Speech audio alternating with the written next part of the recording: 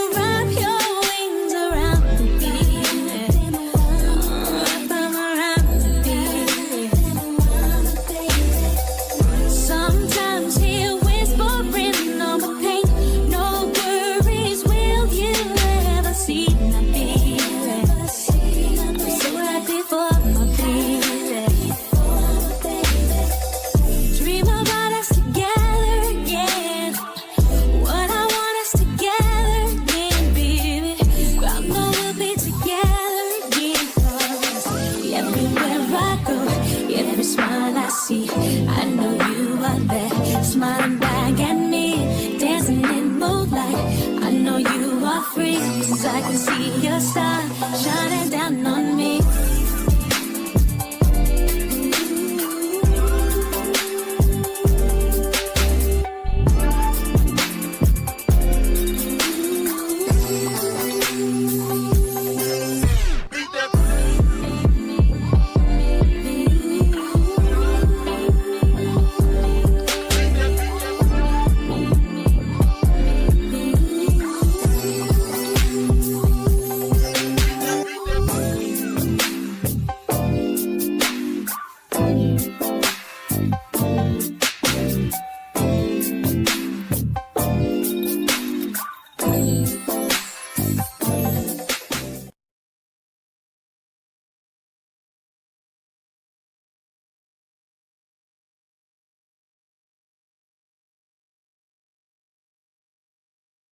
I'm better. Can't even pretend like I don't want it again. On the brain all the time. Thinking about the things that we did. You did something. Shit like this don't happen too often. It's the way you put it down. I don't want no one else around. Got me taking a step on the outside. Cutting all ties with the other guys. Where you look in my eyes. Loving me nice and slow. You made me wanna go to the just to put it down on you. You made me wanna replay all of those things that you let me with. You made me wanna go to the just to put it down on you. You made me wanna replay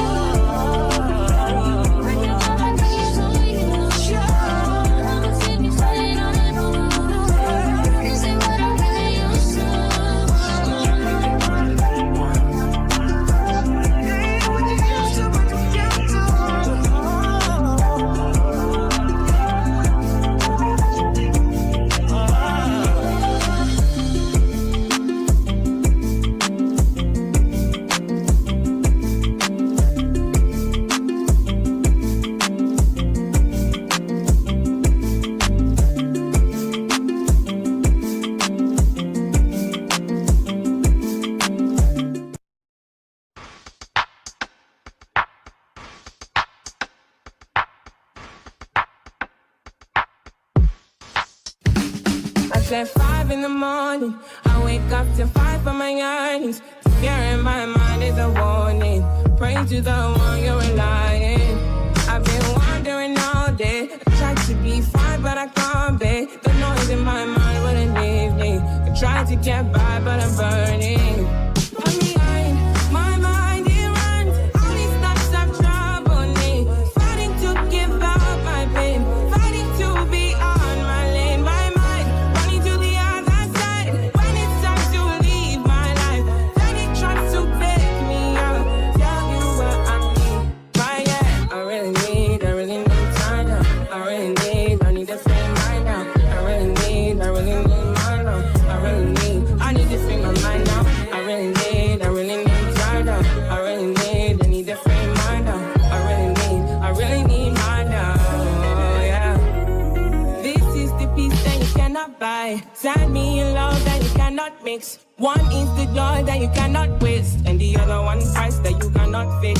This is the peace that you cannot buy. Finding a way where you cannot see. Man with this system, he cannot pray. I need to find relief. But behind my mind, it runs. All these thoughts have troubled me. Fighting to give up my pain. Fighting to be on my lane. My mind running to the other side. When it's time to leave my life, then it tries to take me out. Tell you what I need. I really need my dog. I need to free my dog. I really need time now. I need to free my mind now. I really need time now. I need to free my dog. I really need time now. Oh, yeah. Just let me free, freer than the open mind, farther than the eyes can handle, freer than the ocean now. Yeah, yeah. So set me free. Now I need to find relief. Set me to the open sky. Now I need to free my mind.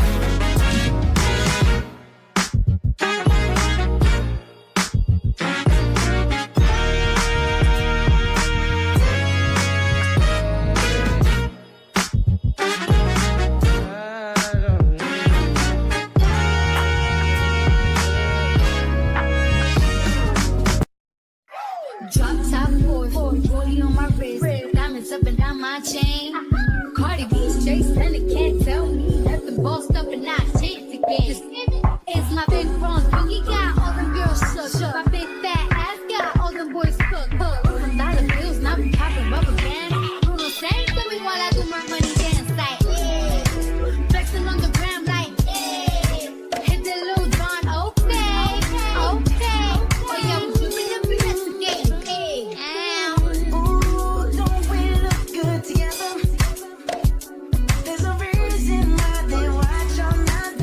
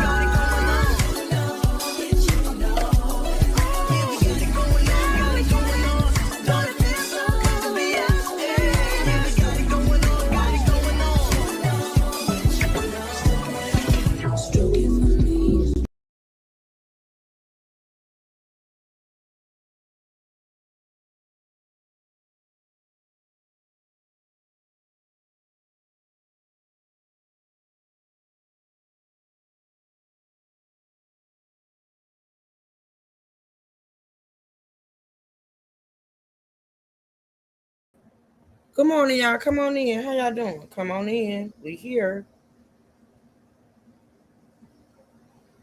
Come on in, y'all. I can't even hit the light on my own shit. Oh, there you go. How y'all doing? Hey, Melissa. Hey, Miss B. Hey, Honey Lock. Who else we got? Hey, Sonia.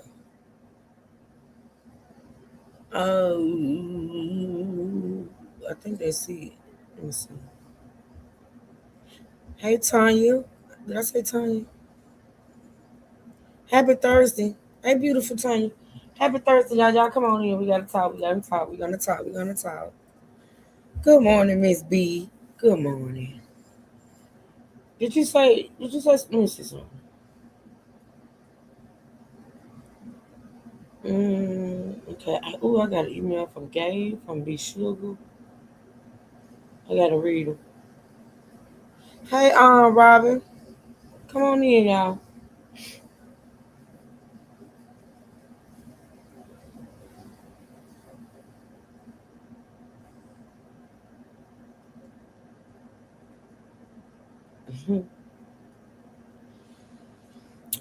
Oh, okay. Thank you, Tanya.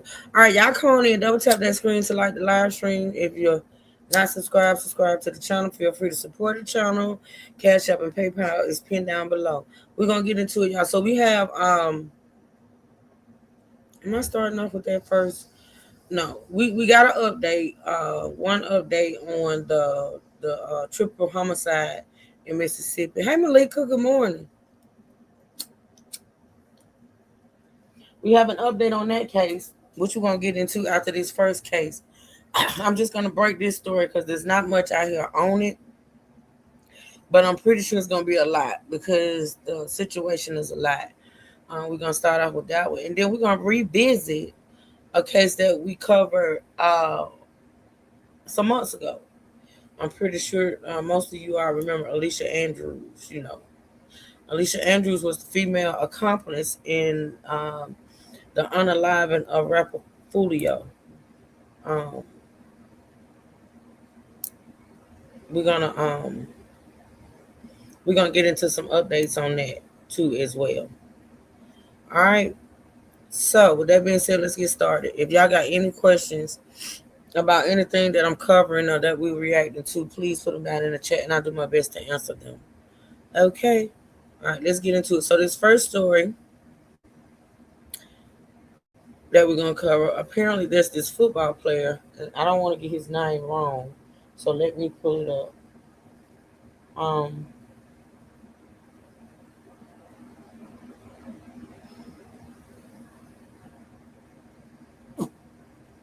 see.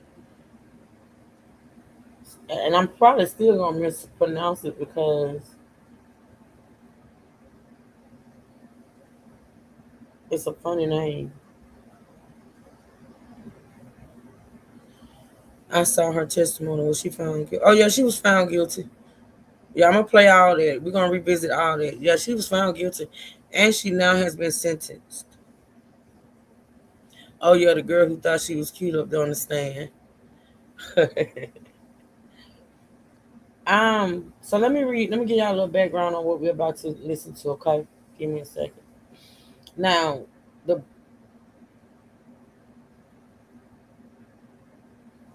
Natil.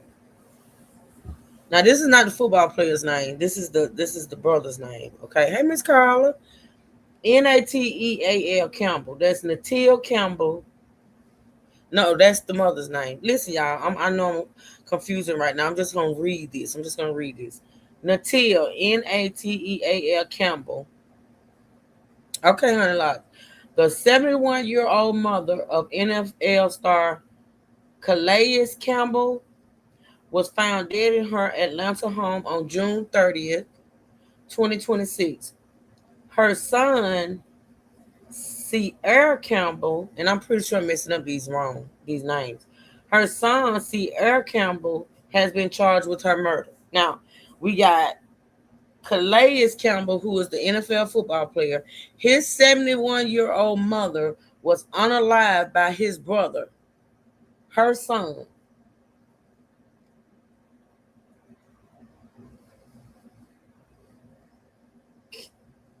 Kiera Campbell, CL Campbell, or whatever. These names, I know I'm screwing them up.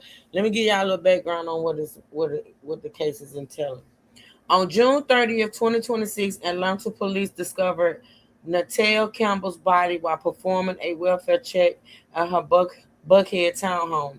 The check was requested by family members who became concerned after seeing Ciara Campbell driving her car, which they described as highly unusual behavior. Natal Campbell, 71, was described by her family as the matriarch of the Campbell family.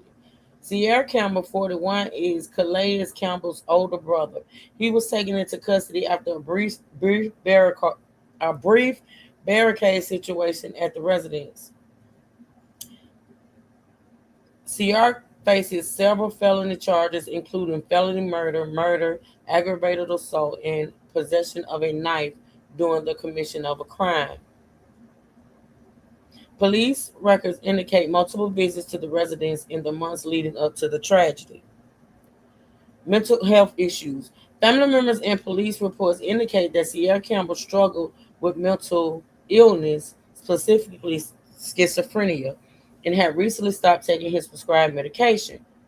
Prior incidents. Officers had responded to the address 10 times in the 9 months prior to the murder. This included calls for demented persons and an incident in April where Ciara allegedly started a fire in the garage to rid the house of demons. The Campbell family issued a statement through the Baltimore Sun expressing their devastation and requesting privacy while they grieve. The Baltimore Ravens, that's who, let me make sure I say his name right, even though I'm not going to say his name right.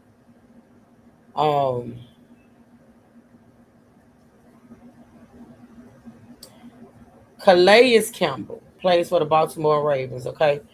The Baltimore Ravens also released a statement offering full support to Calais' family, to Calais and his family during this difficult time. Okay, now that I got that out, that's the background, y'all. Now, what I don't understand off the real reading this description of what the case is entailing, why was he still there with the mama? Now, I don't know if he lived with the mama or not, but I know one thing. If I'm an NFL player and my 71-year-old mom lives at home by herself, my mentally ill brother wouldn't be living with her. Now, I know that, Calais couldn't, control who his mom let in the house or probably who she had there at the house, but that is crazy. Knowing he had mental illness issues, and the cops have been called so many times, I think I probably would have moved my mama away, and he probably wouldn't know where she lived. But mama might have, mamas tend to be very protective of children that, have issues. I'm thinking even if this NFL star didn't want the guy around, his brother, the mom probably still allowed him to be around. But I don't know the full story. I'm just thinking off the top of my head. But we're gonna listen to these clips, y'all. We're gonna listen to these clips, okay? Let me see what y'all think. Shout out to my mods. Thank y'all for the links. Shout out to the moderators. All right, let's listen to these clips, y'all. But right now, we're bringing you new details in the murder of 71-year-old Natal Campbell. She's the mom of NFL star and former Atlanta Falcons player Calais Campbell. Tonight, his brother, Ciara Campbell, is in custody at the Fulton County Jail, accused of murdering their mother in her Buckhead townhome. 11 Live's Gilad Malamed has the latest on the case. Ciara Campbell waived his first appearance in court today. According to Atlanta police, officers were called to the Campbell home in this Buckhead townhome community 10 times in less than a year. A 911 call 11 Alive obtained Wednesday reveals Natal Campbell's son asked for a wellness check when he couldn't get into his mother's home Tuesday afternoon. We were trying to get in the house. We can't get in our house. The caller says his brother also lives in the home and is mentally ill, saying he was diagnosed with schizophrenia. This morning, he drove in a car, which is very unusual. He doesn't drive at all. But the neighbor caught her on camera. They drove off in her car, and we can't get in her house. I just tried to jump the window, and he's in there, and he said she left. But the camera footage that my neighbor has shows she never left. Atlanta police say when they arrived to the home on Roswell Road, they found the 71-year-old woman dead. Natil is the mother of NFL star and former Atlanta Falcon, Calais Campbell. Her other son, 41-year-old Sierra Campbell, is charged with felony murder, aggravated assault, and possession of a knife during the commission of a felony. This is not the first time officers were called here. According to APD, it's received 10 calls to this address since September 2025, including a welfare check earlier in June. Investigators have not said what led up to Tuesday's incident. A warrant says Sierra stabbed his mother in the neck. The family is asking for privacy as it grieves, writing in part, "We are devastated to share that the Campbell family has lost its matriarch, Mrs. Natil Campbell. While the details of her passing are still being investigated, we take comfort in knowing she is reunited with our father, her beloved Chuck, and in the arms of our Lord and Savior, Jesus Christ." Online court documents show Sierra's next court proceeding is July 23rd. In Atlanta, Gilad Malamed, 11 Alive News. A lot is coming out from Atlanta police today. Before this tragedy, they report responding to 9 other calls to the home since last September. Among the reasons, a suspicious and demented person, a fight, and a fire. Now, in the 911 call, a sibling of Calais Campbell can be heard asking for a welfare check on their mother. I just tried to jump the window and he's in there, and he said she left, but the camera footage of my neighbor has shown she never left. Atlanta police releasing a 911 call Wednesday after Kiari Campbell allegedly barricaded himself inside his mother's home. My brother's he's mentally ill. He stays with my mother, and this morning we were trying to get in the house. We can't get in her house. This morning he drove in her car, which is very unusual. She never let. He doesn't drive at all, but the neighbor caught her on camera. They drove off in her car, and we can't get in her house. Police arrived and found 71-year-old Natil Campbell dead inside. Her son soon arrested in her murder. A brief look into the history does show some calls back in April dealing with this location, a possible arson incident. So, there have been some indications of possibly some mental health issues with an individual. The 41-year-old is the brother of Ravens defensive end Calais Campbell, who just returned to Baltimore for a second stint in his 19th NFL season. A Ravens spokesperson tells WBAL TV 11 News, quote, "We are incredibly saddened to learn about the passing of Calais Campbell's mother. We extend our deepest condolences and full support to Calais and his family during this difficult time. We ask that everyone please respect their privacy while they grieve from this heartbreaking loss. Calais is a veteran on the field and known for his community service. Seen here volunteering with his mother at the Maryland Food Bank. He's even been named the Walter Payton NFL Man of the Year. Now his family is at the center of a criminal case." I just saw them, one of the policemen handcuff, I don't know his name, put him in the back of the Grady ambulance. This is awful.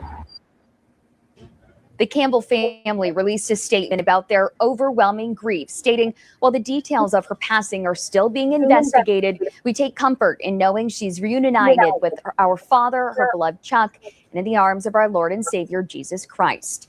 Now, Kiari Campbell is charged with murder, aggravated assault, and possession of a knife. Today, he waived his initial court appearance, so he'll remain in jail until his next court appearance in the coming weeks. Back to you.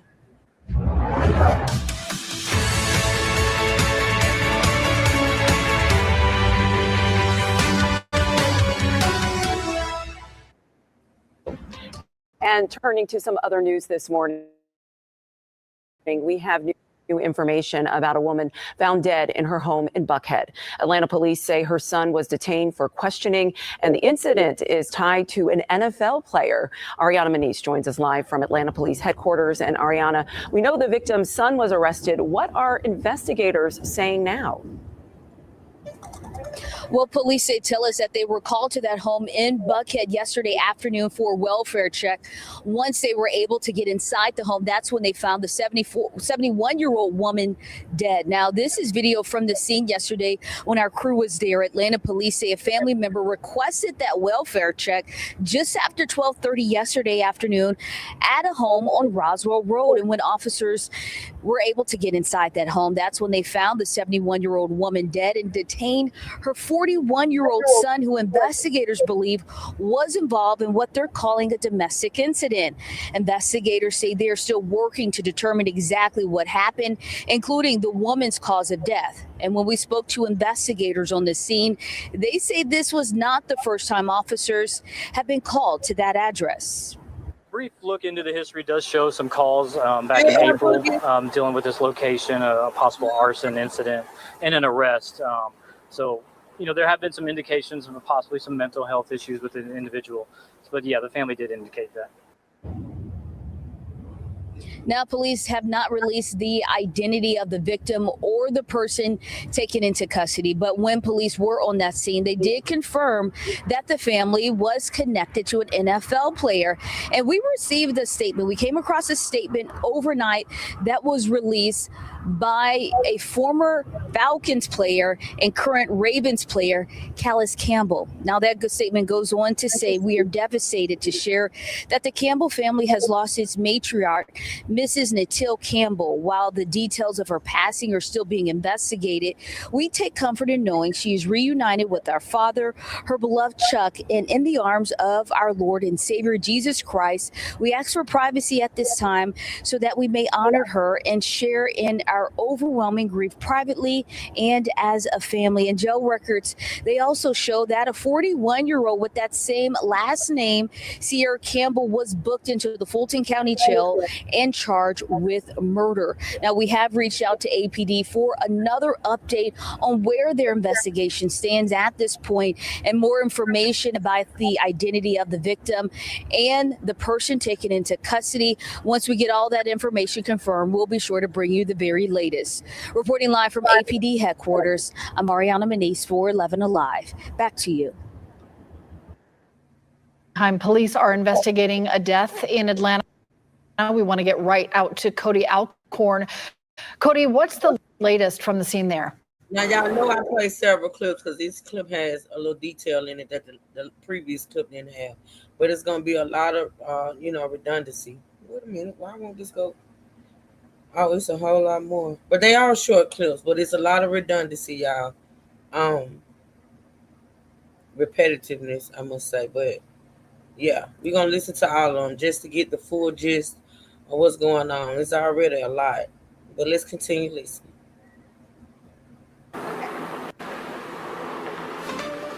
Well, we have been able to confirm this was a domestic-related type homicide. We understand that the victim is in her early 70s, her son in his early 40s, and they responded here after a family member called for a welfare check on the victim. I'll step out of the way. You can see the Fulton County Medical Examiner's Office on scene. That is an assistant DA right there. She's also on the scene helping in this investigation. The crime scene towards the back of the brownstones here at Habersham. That is the name of these townhomes off Roswell Road in Buckhead. But this all started to unfold around 12:30 when that welfare check was called into APD. They got here. They said the suspect was actually barricaded inside the home. Once they were able to get inside the home, they got him detained and then found the victim inside the home. Right now, they've not told us how that woman was killed. The medical examiner here, though, working to determine those details. An interesting fact here we've been hearing from neighbors that this suspect is known to the neighborhood. They say he's somewhat terrorized the neighborhood to some point. They've had issues with him. We've told he was arrested for arson earlier this year. And what we have actually been told is that he is related to an NFL player with ties to Atlanta. We asked Atlanta police that information just moments ago during the news conference, and this was their answer. That's what we've been told. There's a possible, not the male detained, but the other brothers of the male possibly did perform in the NFL.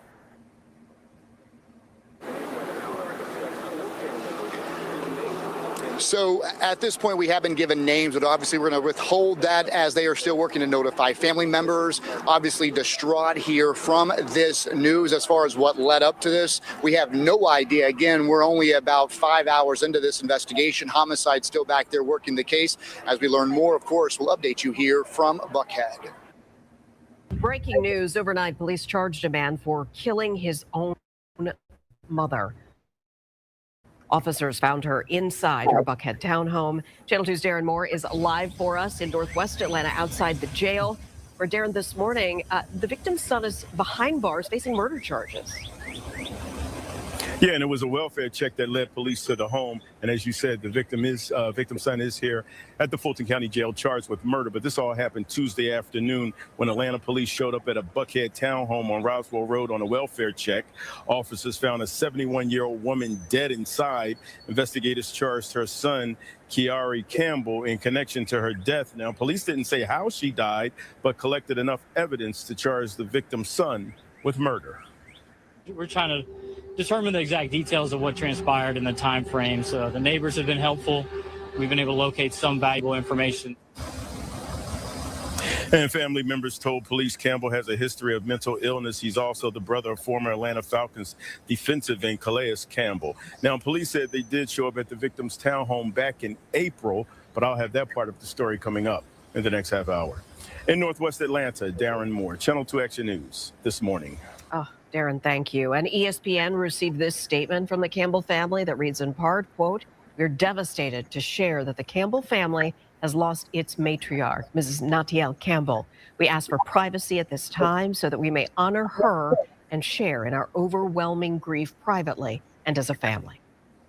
Of a former Atlanta Falcons player is accused of killing their mother. Today, he waived his first court appearance and will remain behind bars as his case moves forward. And Channel 2's Michael Seiden is live outside the Fulton County Jail. And Mike, the suspect is facing several felony charges. Yeah, Fred, we're talking about murder, aggravated assault, and possession of a knife during the commission of a felony. Very serious charges. As you mentioned, he waived his first court appearance. And we are talking about Kiari Campbell. He's the brother of former Atlanta Falcons player Calais Campbell, who now plays for the Baltimore Ravens. Again, let's get back to how we got here in the first place. Investigators say Kiari Campbell stabbed his 71-year-old mother. She's been identified as Natiel Campbell. She was stabbed to death inside her Buckhead townhome. Police say officers responded yesterday after a concerned family member requested a welfare check. Now, when they went inside the home, they found Mrs. Campbell dead from multiple stab wounds. This morning, the family is asking for privacy, but a spokesperson released the following statement on their behalf. It reads, quote, "We are devastated to share that the Campbell family has lost its matriarch, Mrs. Natiel Campbell. While the details of her passing are still being investigated, we take comfort in knowing she's reunited with her father, her beloved Chuck, and in the arms of our Lord and Savior, Jesus Christ. We ask for privacy at this time so that we may honor her and share in her overwhelming grief privately and as a family." And again, Campbell did waive his first appearance today, so he'll remain here in the Fulton County Jail. He's scheduled to appear in front of another judge in the coming weeks. We are live in Northwest Atlanta. I'm Michael Seiden, Channel 2 Action News. All right, y'all. All the rest of the clips going to pretty much say the same thing. What I'm going to do is I'm going to skip down to this 911 call. And I think this has the full 911 call. Let's listen. We are learning more from newly released 911 calls. They detail the hours before the mother of a former Falcons player was found dead inside her townhome in Buckhead. Channel 2's Michael Seiden live now in Buckhead for us. So, Michael, you actually covered the former player at the beginning of the NFL season. Yeah, George, I covered Calais Campbell during his rookie season. He played for the Arizona Cardinals, and while he's known for so many accomplishments on the field, he's also widely respected for his commitment to his family and his community. But tonight, I got to tell you, his family is dealing with an unthinkable tragedy after what unfolded here at this townhome community. This is how many people will remember Natiel Campbell smiling beside her son, NFL veteran Calais Campbell. But Tuesday afternoon, police say the 71-year-old's life ended in a brutal attack, reportedly at the hands of her other son, 41-year-old Kiari Campbell. Officers responded to the Buckhead townhome for a welfare check after family members became concerned they couldn't reach Natiel Campbell. My brother's he's mentally ill. He's been diagnosed with schizophrenia and some other things. He stays with my mother, and this morning we were trying to get a house. We can't get in our house. When officers arrived, they say Kiari Campbell had barricaded himself inside the home. After taking him into custody, they found his mother dead. According to the arrest affidavit, Campbell's accused of stabbing his mother so violently that she was nearly decapitated. This morning, he drove in her car, which is very unusual. He doesn't drive at all. But the neighbor caught her on camera. They drove off in her car, and we can't get in her house. Court records show Campbell waived his first court appearance Wednesday. Police say they'd responded to the home 10 times since 2025. including an April fire where a family member reported Campbell set the blaze to, quote, rid the house of demons. The report also states his mother had been staying elsewhere after he took over the home. Wow. And tonight, That's the what I'm Campbell... saying, y'all. That's what I'm saying. That's what I'm saying. Like, why was he able to do that? Like, I mean, it's really, really sad when the family members dealing with mental illness, right? But I've seen so many times where this has happened. I've seen many times where a mentally ill family member unalives another family member living in the home with them. Now, I mean, there's numerous, and I mean numerous police reports. The man tried to burn the house down. Talking about reading of demons, they knew he had schizophrenia. I'm sorry, I wouldn't be comfortable with him living in the house with my mama. And okay, so the mama left her own home because he took over. And so why was she back there? It is her home. She was allowed. I mean, hell, that was her house, but for her to have to leave her own home because of him, he would have had to find somewhere to go. Mental illness is real. Yes, it is. That's her child, no matter what. So she probably never thought you know what? What's your name? Tusi. That's what I was saying in the beginning, and with parents, a lot of times with mentally ill, children, they want to, they don't want to turn their back on them. They want to help them. They want to, she didn't want to turn her back on him,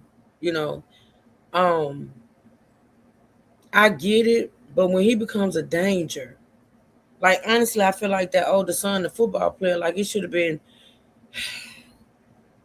he would have had to go, man. Like, you're not going to hurt my mama. All those police calls, something had to have been happening serious enough for the police to have been called, right? And then he tried to set the house on fire. Now, if that isn't cause for concern, I don't know what is. It's just so sad. And I know that woman wanted to help her son. She probably did everything she could. She probably did everything she could to help him. But with schizophrenia and other mental illnesses, the people that love you most, that try to care for you most, and the closest to you, those are the ones they turn on. There's places in Georgia where I'm sure he could have been in a secure. Yeah, those are the ones that actually care and love you. Those are the ones they turn on. Yeah, sometimes they feel they are safer with family than a facility. Yeah, I get it. But that you got one time to show me that you not right and you gotta go. Wow. This is sad, y'all. This is so sad. This is sad. Family has released a statement asking for privacy, but they did say they are dealing with overwhelming grief. They also said they're comforted by the belief that their family's been reunited with. What's your name? QT Gaming Family. Welcome to the chat. Remember the mom who celebrated the homecoming of the son who ended up killing both her and the son who tried to protect. You know what? I saw that story. I think I actually got it saved in one of my playlists. Didn't he come from prison? Did he not come from prison? Gaming Family. Had he been locked up? I think I read that story. Yeah, that's sad.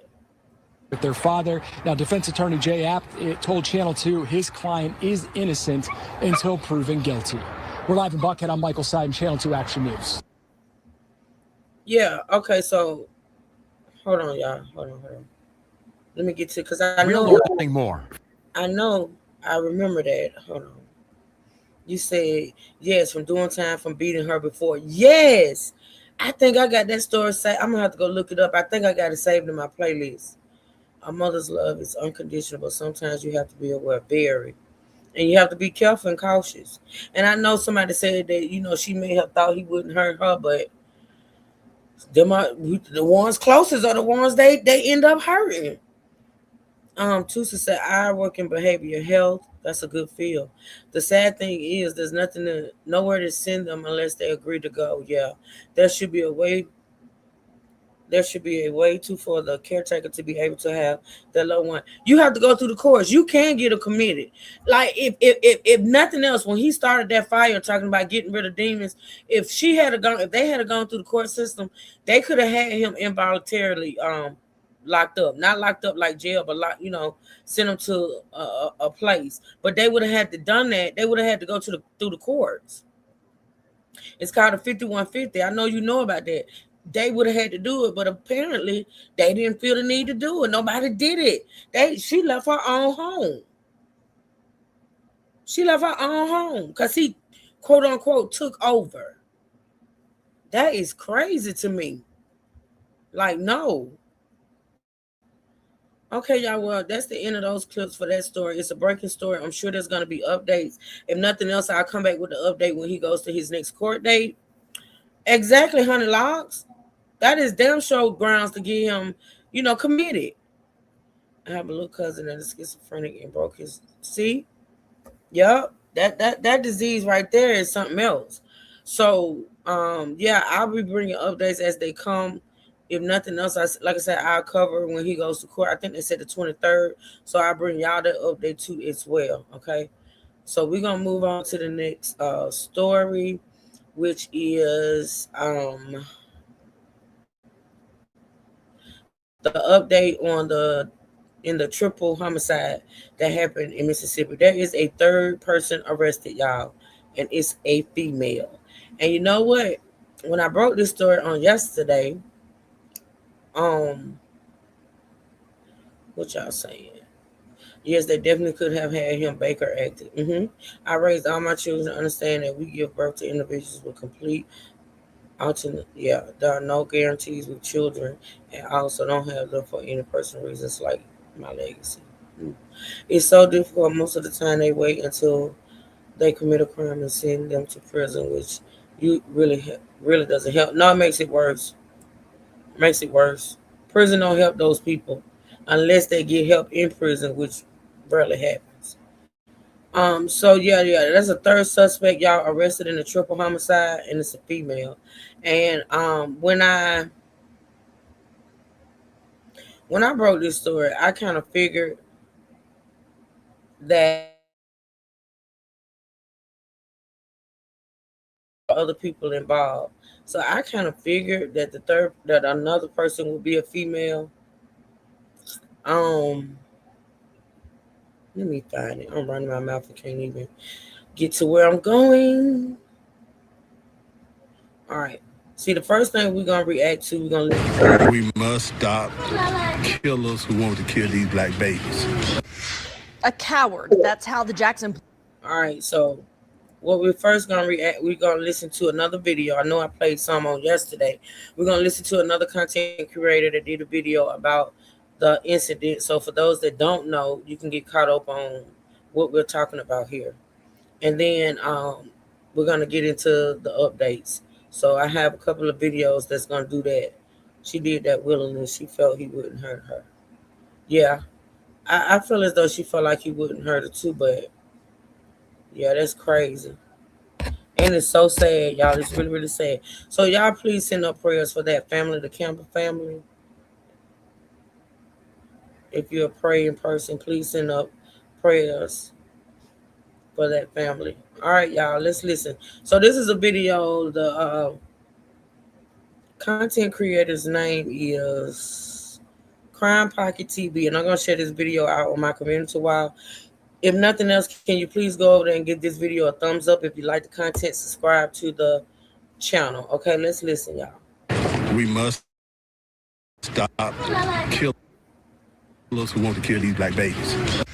A coward. That's how the Jackson police chief is describing the person responsible for killing a toddler over the weekend. His mother and her aunt were also shot and killed. It happened around 9 o'clock Saturday night on Queen Alexandria Lane, which is in West Jackson.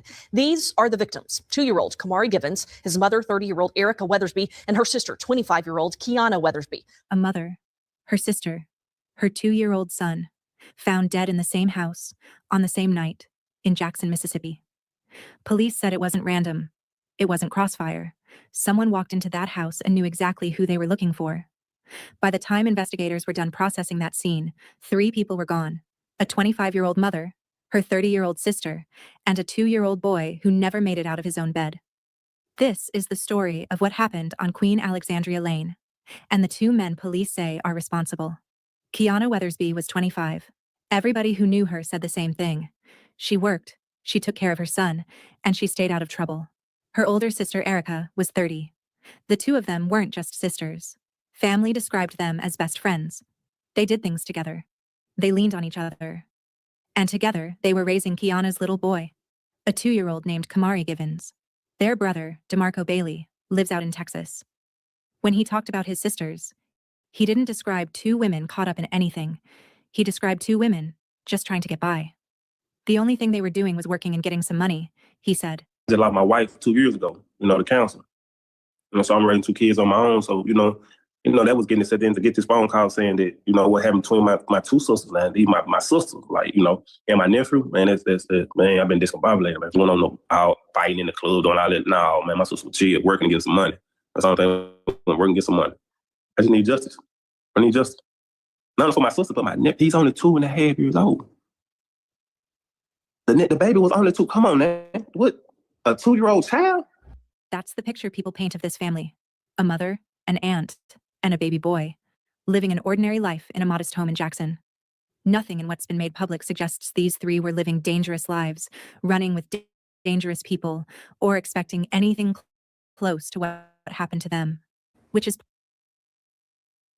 Thank you, Malika. I just read your comments, sweetheart. Thank you so much. I appreciate it, girl. You know we love you over here. Let me put this up, y'all. Let me do this trigger warning.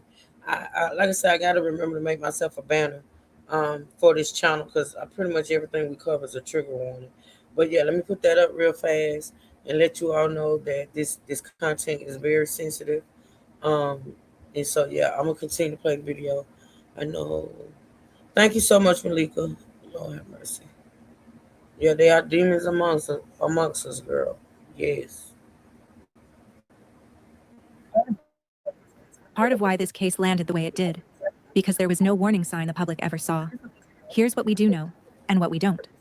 Police have said the victims and the men now charged in this case knew each other. That's confirmed. What connected them? A dispute, bad blood, something else entirely, has not been made public. Investigators have kept that part locked down, and they've said so directly. They are not releasing a motive while the investigation is still active. What they have said, clearly and repeatedly, is that this was not random. Jackson's police chief was blunt about it. This wasn't crossfire, wasn't a shooting that spilled into the wrong house. Someone went to that specific address for that specific family. These 2 suspects were described as dangerous individuals with criminal pasts. Jackson Police Chief Rochelle Brackney reflects on the actions of suspected killers, who they believe are responsible for a triple murder on Queen Alexandria Lane. But you have to have a heart of pure evil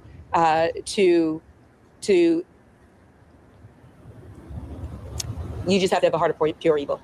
Tuesday morning, 28-year-old Cornelius Carter and 28-year-old Jordan Carter were both charged with capital murder for the shootings that killed 30-year-old Erica Weathersby, her sister, 25-year-old Kiana Weathersby, and Kiana's 2-year-old son, Kamari Givens. Officials confirmed the suspects knew the victims. So we know this was not random, but we will not comment or speculate on motive. Again, we don't want to jeopardize this case. Brackney says the details of the case are brutal, revealing the toddler was sleeping in his bed when he was shot. These are the kind of cases that haunt detectives, seasoned detectives who've been to a lot of horrific scenes over the years, and normally you can move through them in order to get the work done.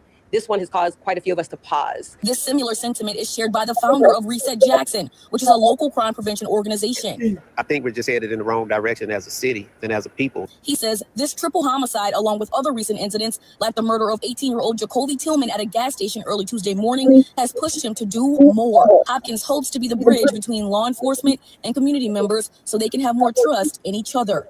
We need to be back in the streets. So what we're going to do is we're going to set up prayer rallies. We're going to set up peace marches and peace rallies. And again, we're going to try to get with the JPD and also Capitol Police.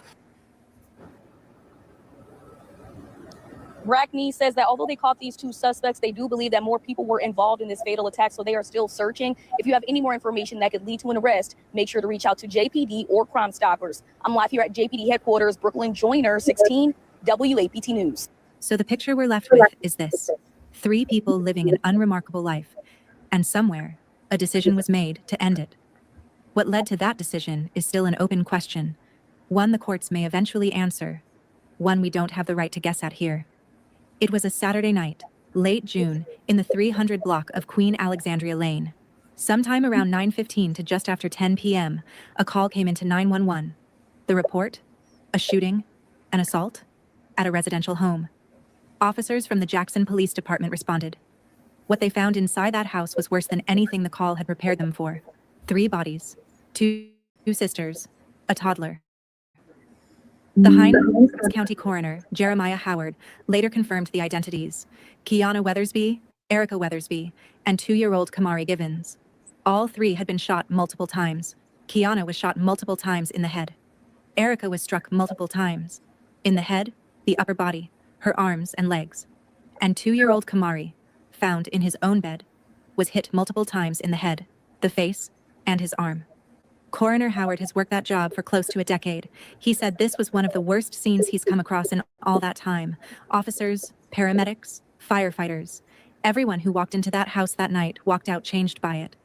The next day, Jackson's police chief, Dr. Rachel Brackney, stood in front of the cameras. She didn't soften anything. She called it horrifying. She called it vile. She called whoever did this an absolute coward.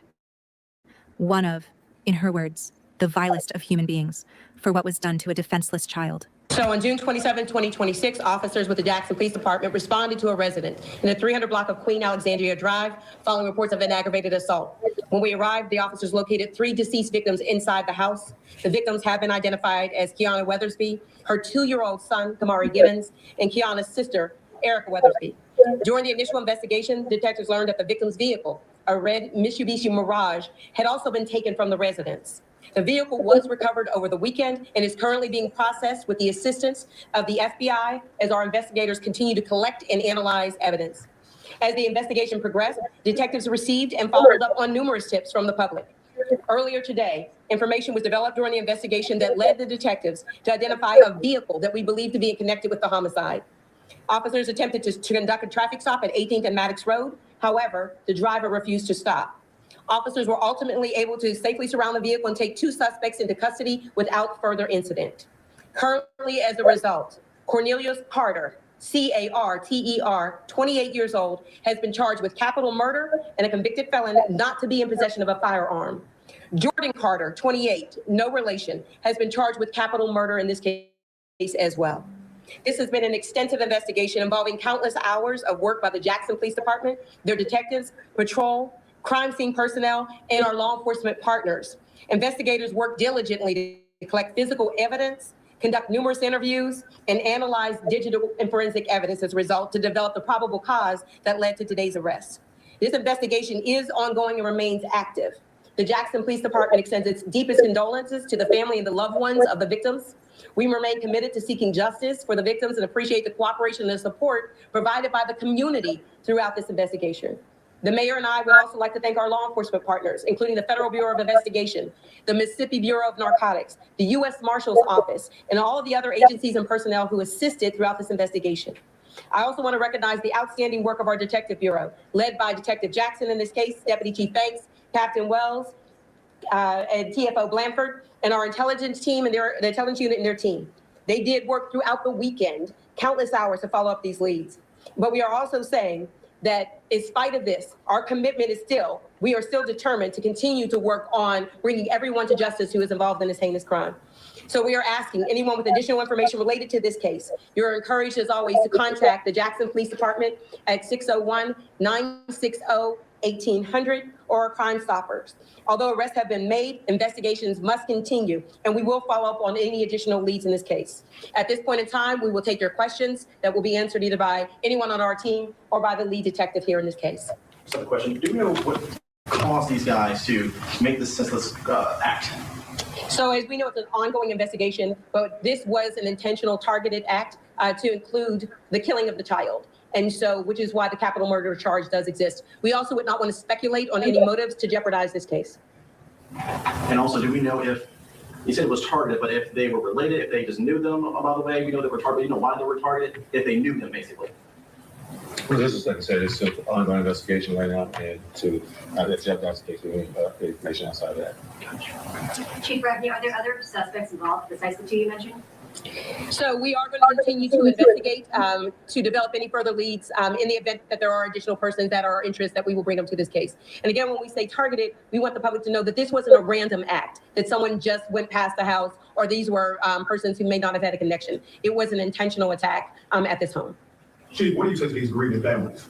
You know, as we say, and as we said that night, this is senseless. This was a heinous crime committed by vile individuals who really deserve the utmost punishment in these cases. What we can say to the victims is this: we brought in peer support for our officers, for any of the first responders, and we are also offering that trauma and support to the families in the community who are impacted by these. It just doesn't stop with the family. It's the extended city of Jackson who is mourning. And we've heard from the nation regarding this crime and the impact that is had across the nation when a child is senselessly targeted in this case as well. Are there any efforts to help combat crimes like these?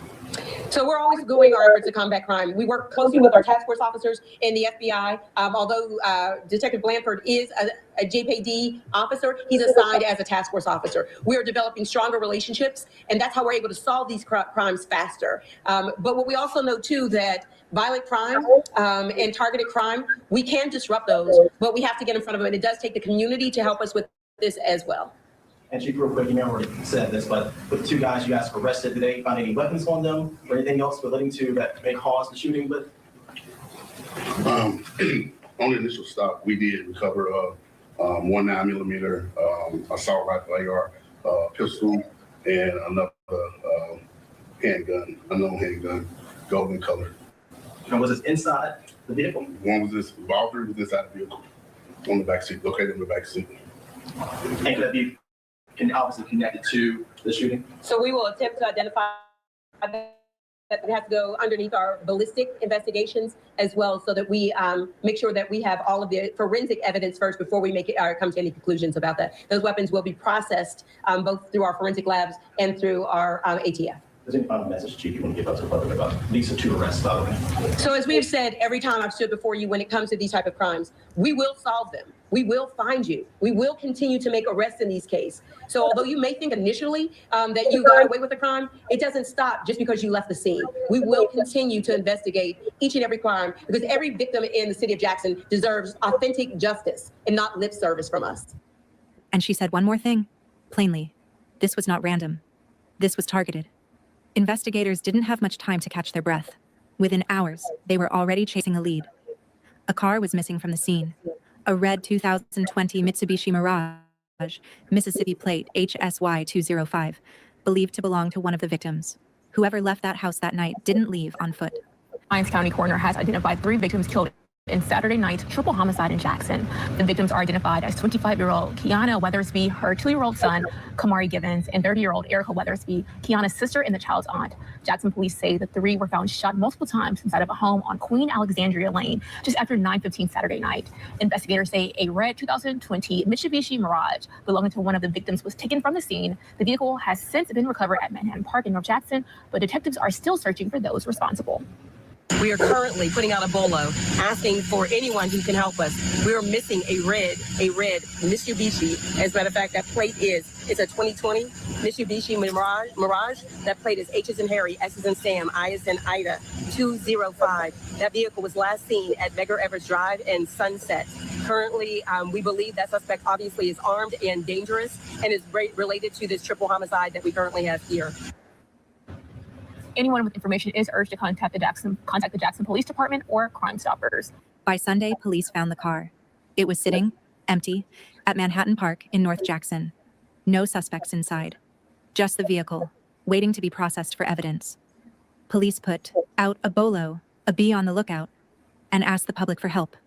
In a lot of cases like this, that's where things stall. Leads go cold. Communities are left waiting. That's not what happened here.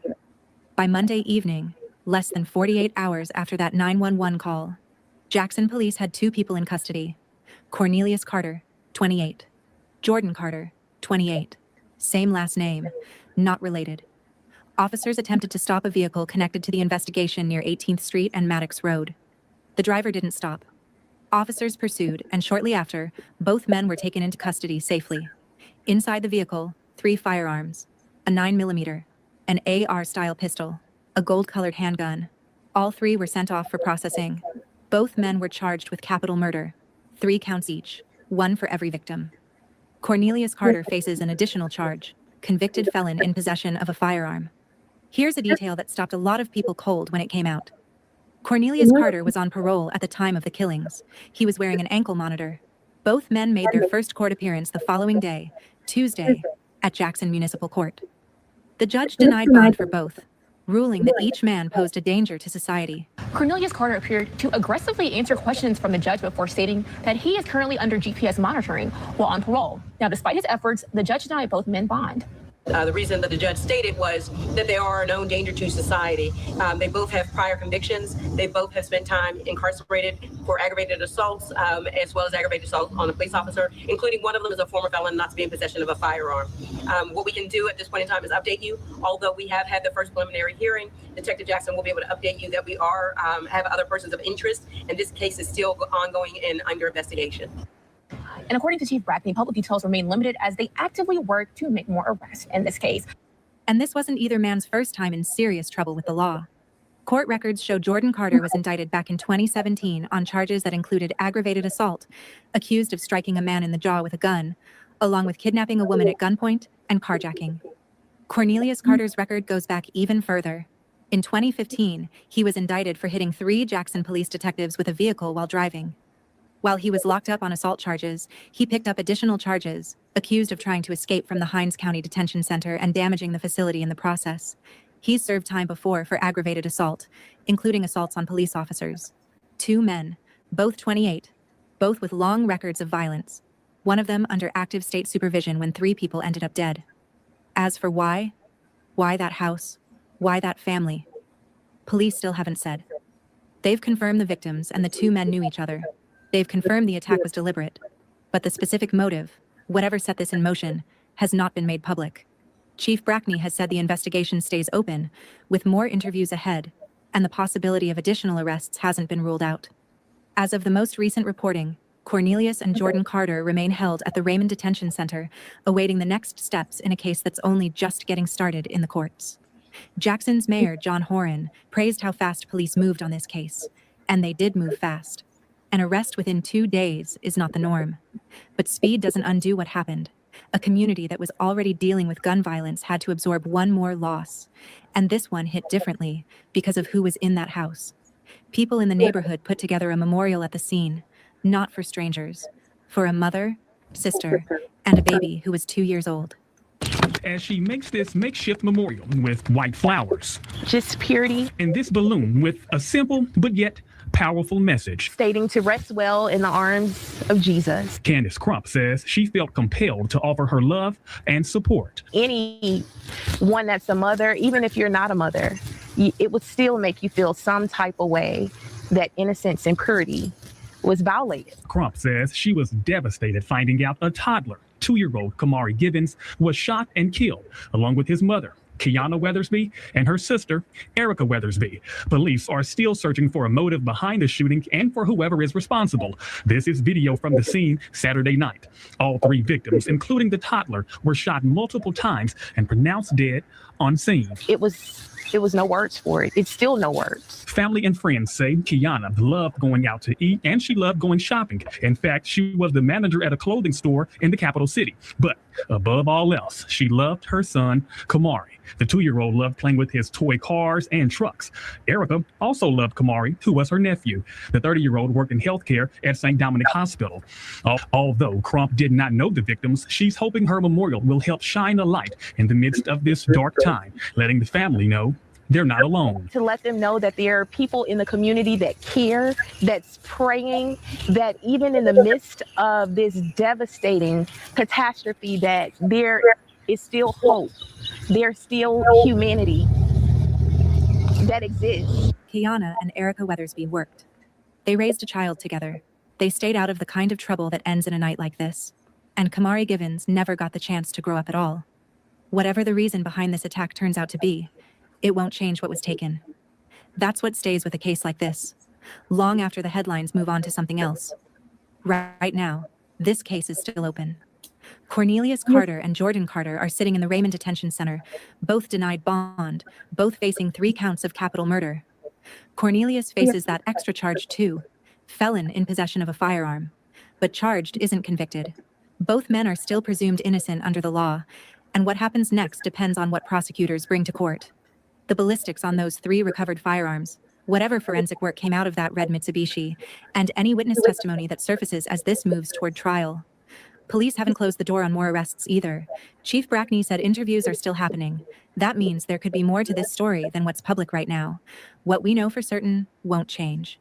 Kiana Weathersby, Erica Weathersby, Kamari Givens, a mother, her sister, her son. 3 people who, by every account, were just living their lives and didn't get to keep them. If you want to see how this case moves through the courts, that's a story worth staying on. We'll be watching it too. If this channel is where you come for cases like this, cases involving people who knew each other, cases where the violence hits closest to home, let us know down in the comments what case you want covered next. Y'all check that channel out. I like the way they put that video together. This memorial has been set. Hold on. I like the way they put that video together. I shared the channel out on my community wall. Y'all go check them out. If nothing else, please go over and thumbs up the video. And if you like the content, subscribe to the channel. They killed the mom to get back at the father of the baby. This definitely. How do you know that? You said maybe. Oh, okay. Oh, I'm not going to assume. There's another suspect, which puts another twist on it, but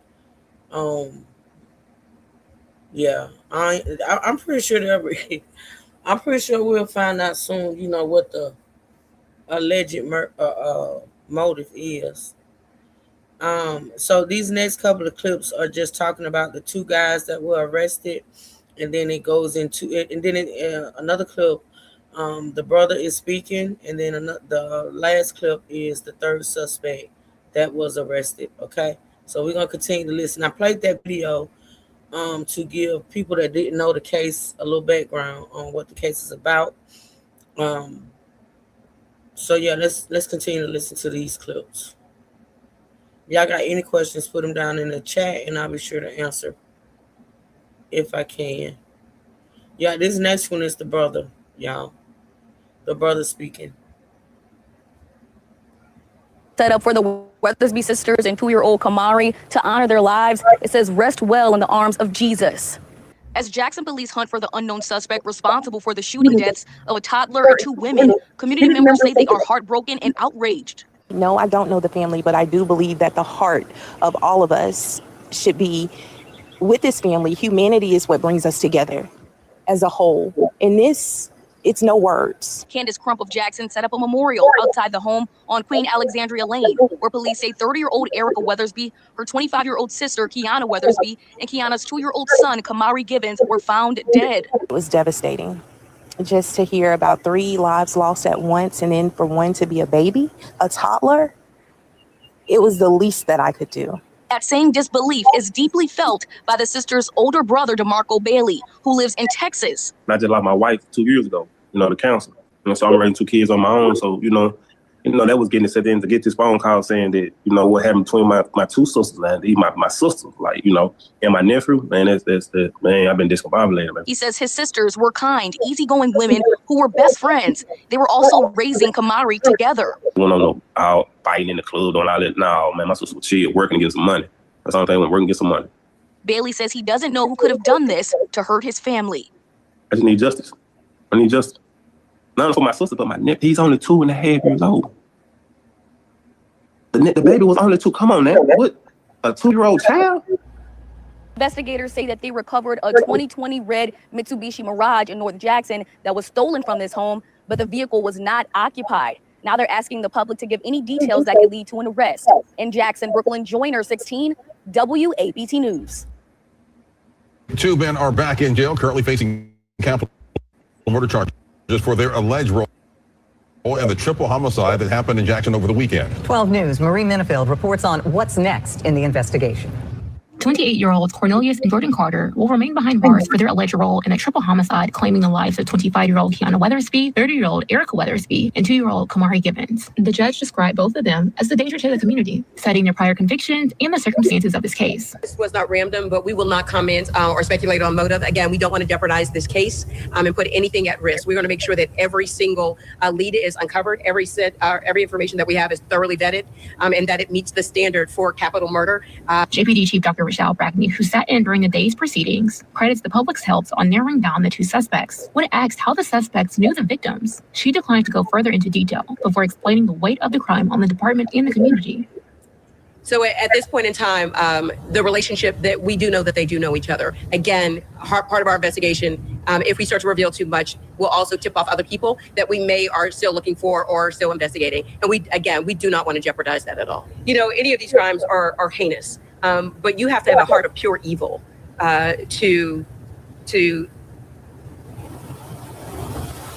you just have to have a heart of pure evil. The Jackson Police Department expects to make more arrests connected to this case. Marie Menefeld, 12 News. A danger to society. That's how a judge describes two Jackson men charged with killing a toddler, his mother, and his aunt. Yeah, because of this, bond was denied for both men in court today. Cornelius Carter and Jordan Carter were arrested last night. The two are not related. Cornelius is charged with capital murder and being a convicted felon in possession of a firearm. Jordan is charged with capital murder. Now, they're accused of killing 2-year-old Kamari Gibbons, his mother, 25-year-old Kiana Weathersby, and her sister, 30-year-old Erica Weathersby. Greener Side's Quentin Smith is following this story for us. He joins us live outside the police headquarters in Quentin. This is not the first time suspects have been involved in serious crimes. That's right, Howard. Both men have spent time behind bars for crimes such as aggravated assault on a police officer, kidnapping, and carjacking. In fact, their prior convictions are one of the reasons the judge decided to deny bond today. Although these two arrests have been made, police believe more people could be involved in the killings. You know, any of these crimes are heinous. But you have to have a heart of pure evil. Jackson Police Chief Rochelle Brackney is still having a hard time wrapping her mind around this killing. You just have to have a heart of pure evil. A killing that claimed 3 lives. 2-year-old Kamari Gibbons, his mother, 25-year-old Kiana Weathersby, and her sister, 30-year-old Erica Weathersby. It happened around 9 o'clock Saturday night on Queen Alexandria Lane in West Jackson. All 3 victims, including the toddler, were shot multiple times and pronounced dead unseen. Brackney says the shooting was targeted and the toddler was not caught in the crossfire. So these are the kind of cases that haunt detectives, seasoned detectives, who've been to a lot of horrific scenes over the years. And normally you can move through them in order to get the work done. This one has caused quite a few of us to pause and really have to struggle with our emotions and our feelings and to press through.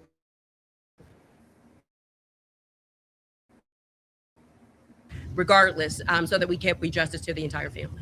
But they do share a rap sheet that includes serious felonies. Get this, in court, it was revealed that Cornelius was wearing an ankle monitor when the shooting happened. His run-in with police dates back to 2015. He was charged with hitting 3 different Jackson police officers. You got to be the dumbest. Like, you got to be the dumbest. And it seems like here lately, all these cases that we've been covering, these people are just stupid dumb. Like, you got a whole ankle monitor on, monitoring your whereabouts at all times, and you go and you unalive 3 people, and you are being tracked, knowing that when these 3 people are found, the address is there, the location is there, and you are placed right there at the scene.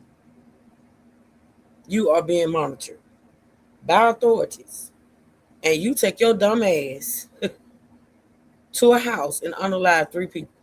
You have got to be the dumbest. Or just don't give a fuck. Just ridiculous. With a car, and later that same year, he was also charged with trying to escape from the Hinds County Detention Center. When it comes to Jordan, he was previously charged with aggravated assault, kidnapping, and carjacking. As police continue to investigate this triple homicide, Chief Brackney says a lot of times I believe that, people that, go to prison or whatever, I do believe in rehabilitation, but a lot of times, man, these crimes that's being committed are committed by people that commit crimes over and over. You got to know a motherfucker who got charges against him for assaulting a police officer. You guys know that motherfucker don't care about no citizen, no innocent person, no nothing. He don't even care about the damn law. Why is he out on the streets? Why are we putting these people back out on the streets, man? And it seems like whatever they get, each and every time they have multiple arrests, right? And each and every time they're arrested, the crime escalates and escalates and escalates. The criminal act, they escalate. They go from, stealing, robbing, assault, and then it just escalate all the way up to murder.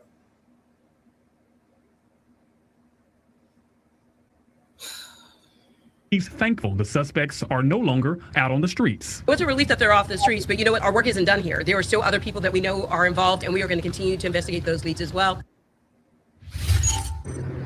Now, at this time, investigators still have not revealed a motive for the triple homicide. However, they did say the suspects and the victims knew one another. But again, police are still investigating this crime. If you have any information on this killing, you're asked to contact the Jackson Police Department or Crime Stoppers. And remember, you can report anonymously. We're live outside JPD headquarters. Quentin Smith, 3 on your side. For Cornelius Carter, this isn't a story that started this week. It's one that stretches back more than a decade. And it includes dramatic escape from the Hinds County Jail itself. In April 2015, Carter was one of the 4 teenage inmates who escaped from the former Hinds County Detention Center in downtown Jackson.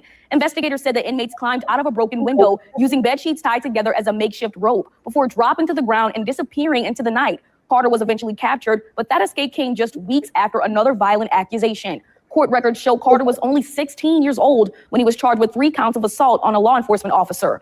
According to the indictment, prosecutors say 3 Jackson police officers were struck by a vehicle during a February 2015 incident. Now, more than a decade later, Carter is once again facing serious allegations, this time in connection with the triple homicide that claimed the lives of 2 adults and a toddler. Any of these crimes are heinous, but you have to have a heart of pure evil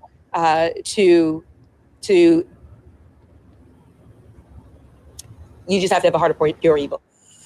Chief Brackney says investigators do not believe the attack was random, but they're not discussing a motive. And in court, we found out Jordan Carter was previously charged with aggravated assault and aggravated robbery in Texas. Both men are currently being held without bond. In studio, Brooklyn Joyner, 16 WAPT News. These 2 suspects were described as dangerous individuals with criminal pasts. Jackson Police Chief Rochelle Brackney reflects on the actions of suspected killers, who they believe are responsible for a triple murder on Queen Alexandria Lane. But you have to have a heart of pure evil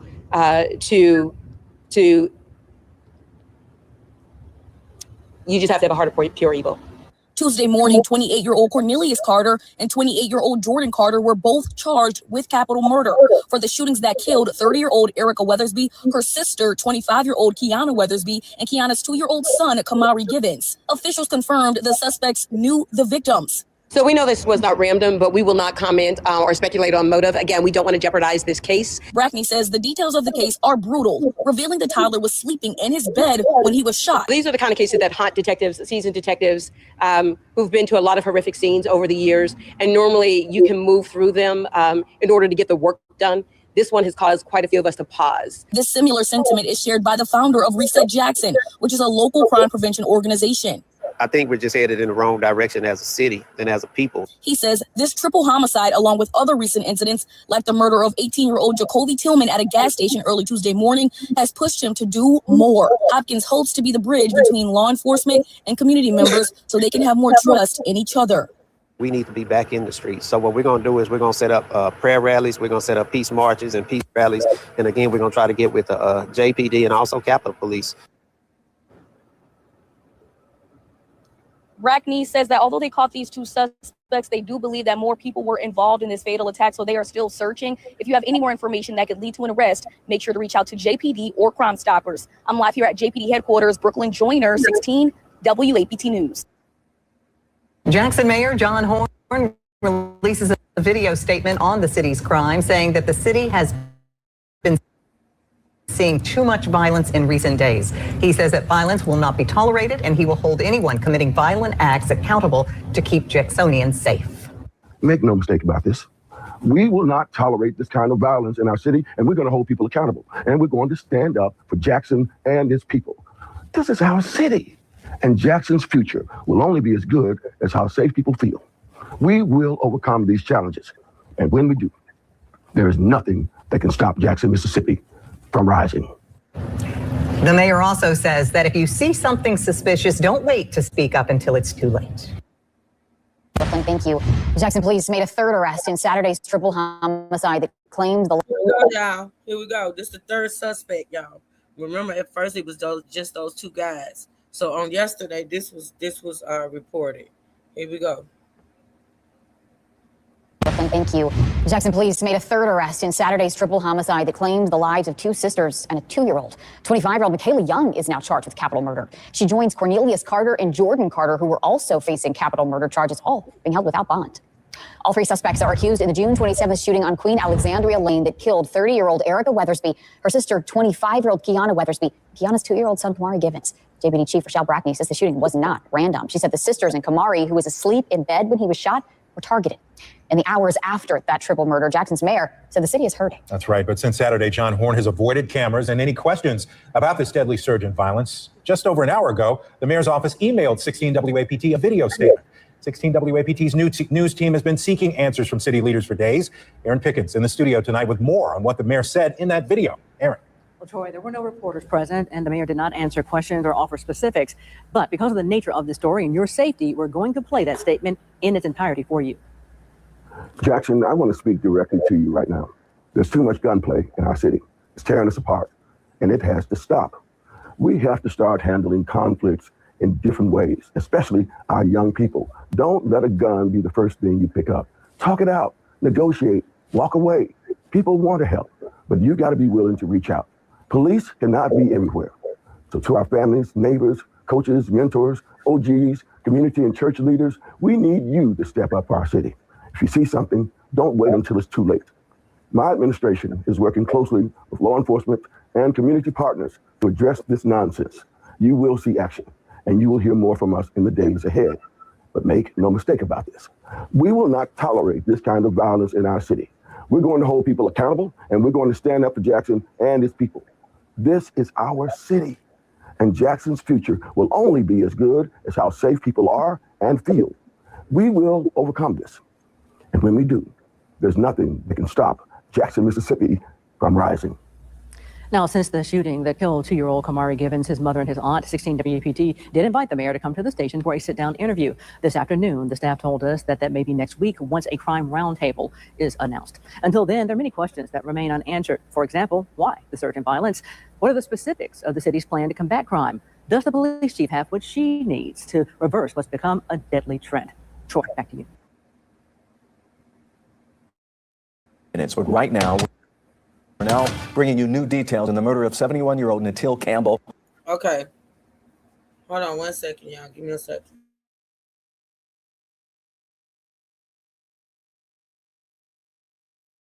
So that was the end of those clips, y'all. So that was the update. The police are still not saying, or releasing any alleged motive. This woman that was arrested, like I said, for me, puts a whole nother twist on it. We can have our thoughts and opinions on what might be the motive. I have thoughts in my head on what might have been the motive. I'm not going to too much speak on them. I'm just going to wait for the developments. It'll eventually come out. And I can guarantee you it's probably related to some type of relationship, some kind of romantic relationship between whoever. But we're gonna see. We're gonna stay tuned. I am going to update y'all on everything I see that comes out, and we're gonna continue to talk about it. Like I said, this is just getting started. All right. So let's move on to the last story of the day, which is we are revisiting the case of Alicia Andrews. Now we all know who Alicia Andrews is. She is the female, one of the female convicted murderers of, well, she's the only female actually convicted of UnAlived rapper Fulio. Yeah, it's domestic, Tanya. I pretty much guarantee you that. Alicia was one of the first. Well, actually, she was the first defendant. It was her and I want to say 4 guys. Might have been 5, but I think it was 4. Alicia and 4 guys were all convicted of UnAlived and what was his name? I be wanting to say Julio, but it's Julio. She was the first one to go to trial. She was found guilty. She was sentenced. I'm gonna play all of those videos to get caught up. We just gonna. I never did. It's been several updates on this case since we covered the trial, and I never did get into the updates of her sentencing and things of that nature. Somebody hit me up and asked me, was I going to do that? Because they remember when I covered the case. So, I said, why not? I try to keep up with all my cases and do all updates, but of course, it be so much. It be so much. Like now, I got my playlist for this Crime and Justice channel it's just a lot. But yeah, we're gonna listen to and react to the updates on the whole Alicia Andrews. For anybody who's not familiar with the case, of course, I'm gonna play videos that's gonna give you updates on the case and what the case was about. So let's get into it. I think the first video, let me go to it because that's the other playlist. The first one, we're gonna go all the way back, y'all, just to give updates for the people that is not familiar with the case. And we're gonna go all the way back to when she was convicted, where she was found guilty, and when she was sentenced. Okay. Why does this thing keep going back down now? Oh, because I hadn't clicked it. Hold on a minute, y'all. I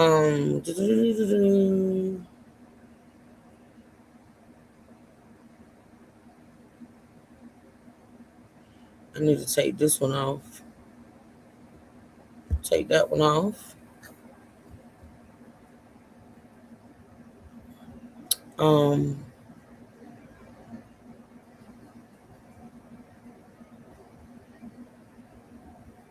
Take that one off. And I was another reason why I think maybe the person hit me up to revisit is because Law and Crime did a video, a very extensive video about the case, her role in the case, and everything that has happened in the case. So I might just need to play that video. It might give me all these updates all in one video.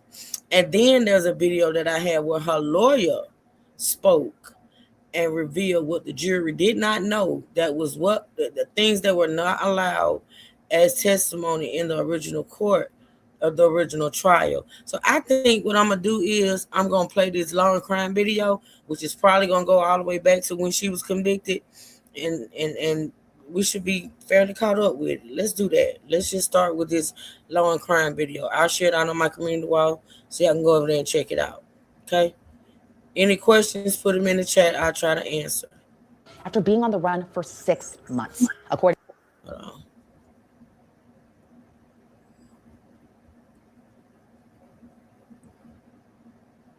Yeah.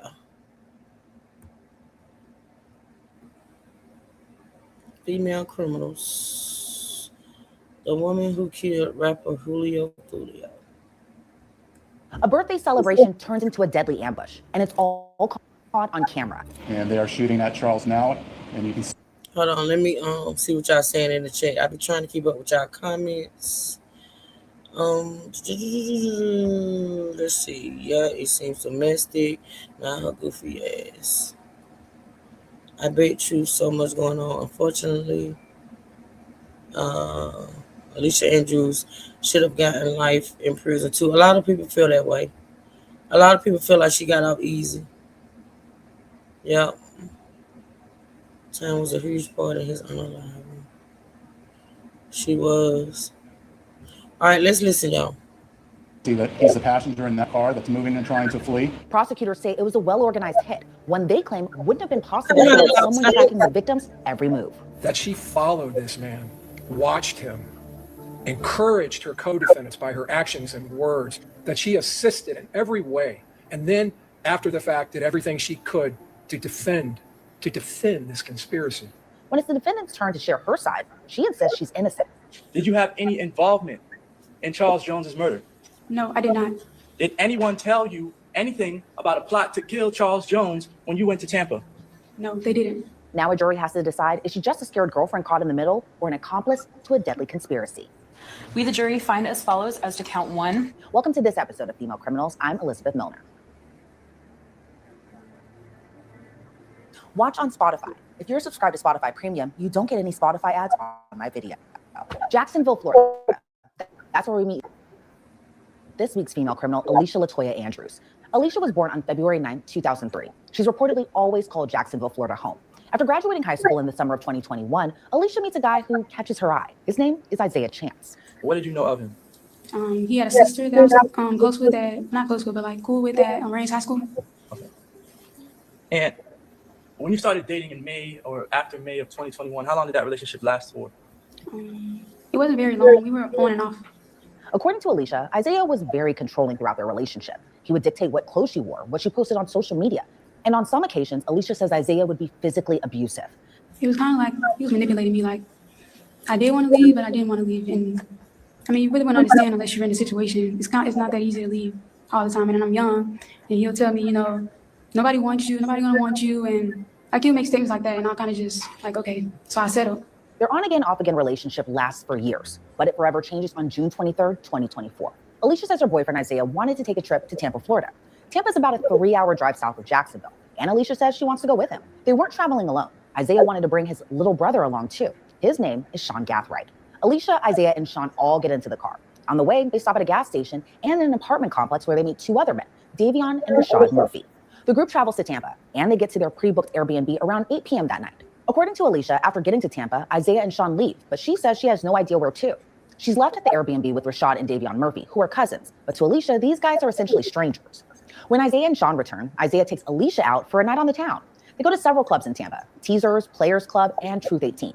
Once they leave Truth 18, Isaiah drives to a parking lot and asks to borrow Alicia's phone for a few minutes. As they're driving away, Alicia says she hears a startling sound, something that sounds like gunshots, but she doesn't think much of it at the time.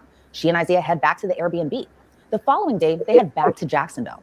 On the same night the group is in Tampa, news breaks of a shooting at a local La Quinta hotel. According to police, multiple people have been shot, including a rapper from Jacksonville named Julio Fulio, whose real name is Charles Jones.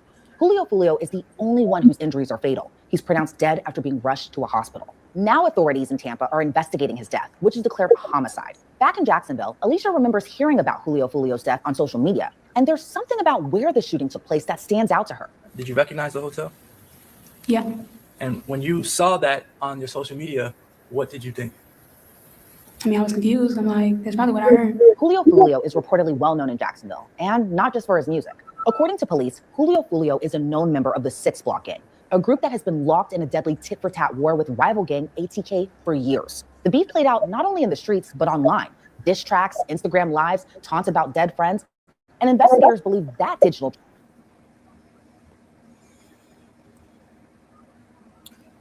Truth, I have a question for you. You hang out with guys you don't know. So Alicia Andrews is hanging out with guys she don't know. I don't believe that. Well, apparently the one guy was her boyfriend. The one guy was her boyfriend, and the other guys was her boyfriend's brother and 2 of their homeboys. So, I mean, I guess she in court she kind of claimed that she really didn't know the other guys. She was just there with her boyfriend. So, yeah.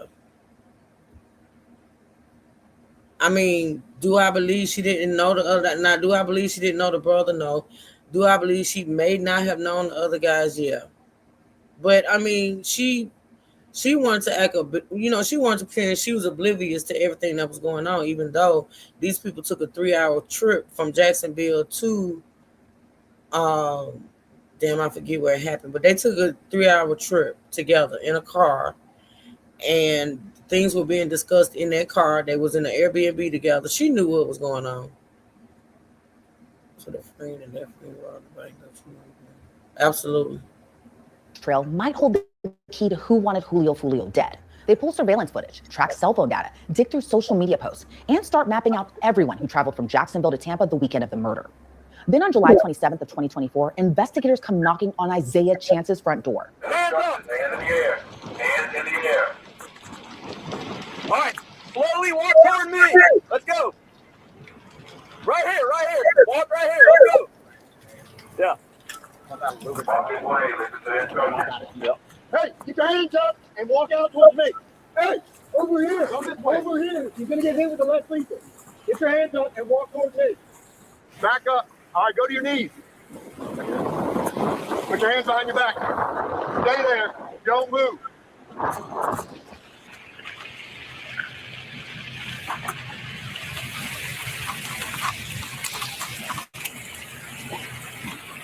Isaiah Chance isn't the only person officers are there to arrest. They want Alicia too. Hey, come out. We have a warrant for your arrest. This is the Jacksonville Sheriff's Office. All right, contact at the front door. Come on out. Put your hands up. Put your hands up. Put your hands up. Walk to me. Keep walking. Keep walking. Keep walking. Keep walking. Now turn around. Put your hands behind your back. Is there anybody else inside? Isaiah Chance and Alicia Andrews are both arrested and charged with premeditated first-degree murder with a firearm and conspiracy to commit premeditated first-degree murder with a firearm.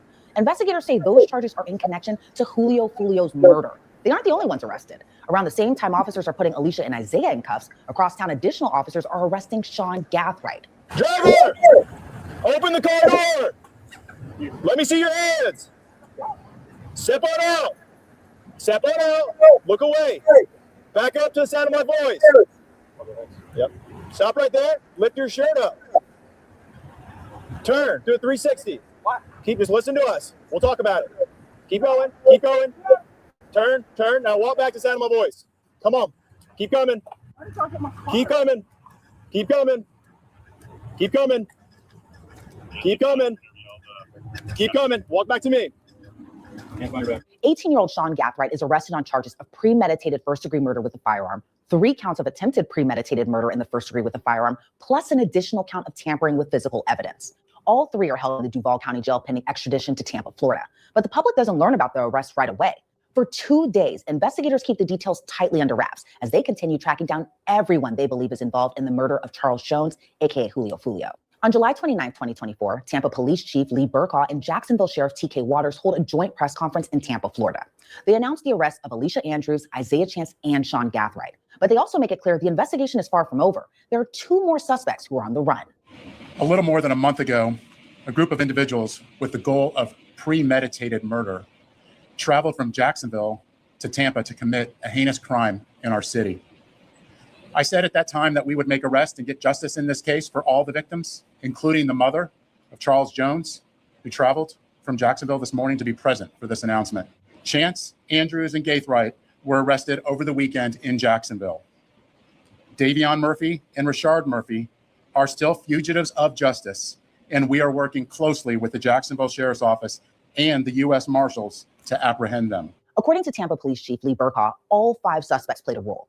2 were sent to track Julio Fulio down, while the other 3 were the alleged shooters. Jones was in town celebrating his birthday and posted on his social media his locations several times throughout that night.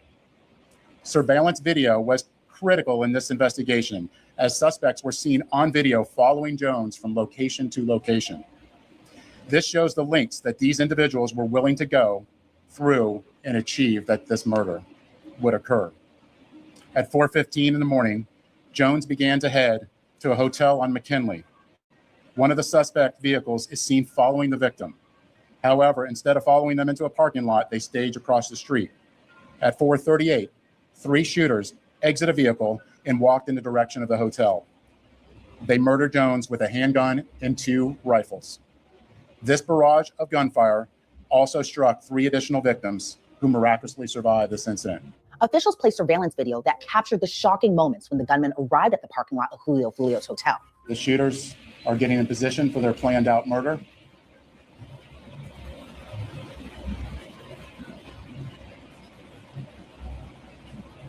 And they are shooting at Charles now. And you can see that he's a passenger in that car that's moving and trying to flee.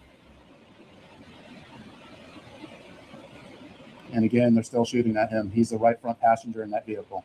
It's clear from that video what they were set out to do and what they had planned to do. The investigation would later reveal that the 3 armed shooters were Sean Gaithright, Rashard Murphy, and Davion Murphy. Chief Burkhoff says detectives pieced the case together using a combination of license plate readers, surveillance footage from the scene, and cell phone records.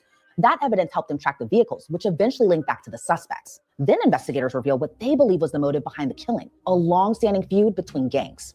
Detectives believe that the ATK and the 1200 worked together to target Jones as part of an ongoing feud in Jacksonville. I want to send a clear message to anyone that the city of Tampa is not where you want to come to settle a dispute. You will be charged, you will be arrested, and you will be prosecuted to the fullest extent possible. Furthermore, if you're a gang member, there's no alleged immunity through a cone of silence, as our detectives will find evidence needed to make an arrest and hold everyone accountable. Investigators reveal Isaiah Chance is a documented ATK member, which stands for Ace's Top Killers. Rashad Murphy is a documented 1200 gang member. And investigators say his cousin Davion Murphy is a documented 1200 gang associate. Officials never clearly state whether Alicia Andrews or Sean Gaithright are official gang members, but they make it clear all of the suspects will be held accountable, whether they're accused of pulling the trigger or not. 5 people, though, are charged with murder. The level of planning and coordination between these 5 defendants was truly alarming. It is clear that they all had one purpose in coming to Tampa, and that was to kill. And let's not lose sight of the fact that there are innocent victims in every homicide case, the loved ones who are left behind. His fans knew him as Julio Fulio, but to his mom, he's Charles. The day after officials hold their press conference, Rashad Murphy is arrested. Video posted by the Jacksonville Sheriff's Office showed law enforcement, including SWAT units, surrounding a local apartment complex where he was allegedly hiding. Rashad ultimately surrenders, but his cousin Davion is still nowhere to be found. Davion Murphy isn't located by law enforcement until January of 2025, after being on the run for 6 months. According to the Jacksonville Sheriff's Office, the 27-year-old is arrested by the Sheriff's Office gang unit and U.S. Marshals after he's found hiding out in an apartment complex in Jacksonville. All 5 defendants are extradited to Tampa, Florida, and they're held in the Hillsborough County Jail pending trial. Alicia Andrews was supposed to be the first of all 5 to go on trial in January of 2025, but the defense files a motion to waive the right to a speedy trial because Alicia is pregnant with Isaiah's baby. In their motion, her attorneys reportedly stated her due date is February 16, 2025. She gives birth.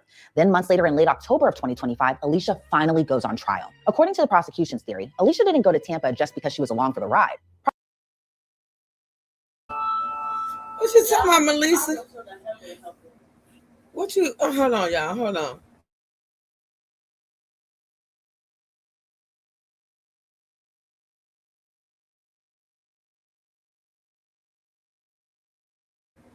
Alicia, damn. Melissa, what are you talking about? Only time truth shows her age when it comes. Girl, I don't know Fulio Neal. I don't be knowing these people. Like, I don't know the NBAs and the YSLs and the YLTs and all them. It's just ridiculous. Like, I don't know these people. And then some of them be having similar names, and then the names don't be making sense, and it seems like they be Chinese and stuff. I don't know. What the hell? I ain't ashamed of it. I know Heavy D and the boys. I know LL Cool J. I know all of them. Run DMC and them. I know them. Them. I know them. I'm just saying, and I'm not ashamed. I'm not.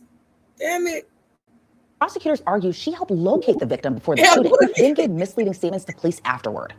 The evidence will show that she makes statements to the police that are. Explain to me where the name Julio Fulio comes, Melissa. If you can explain to me some logic.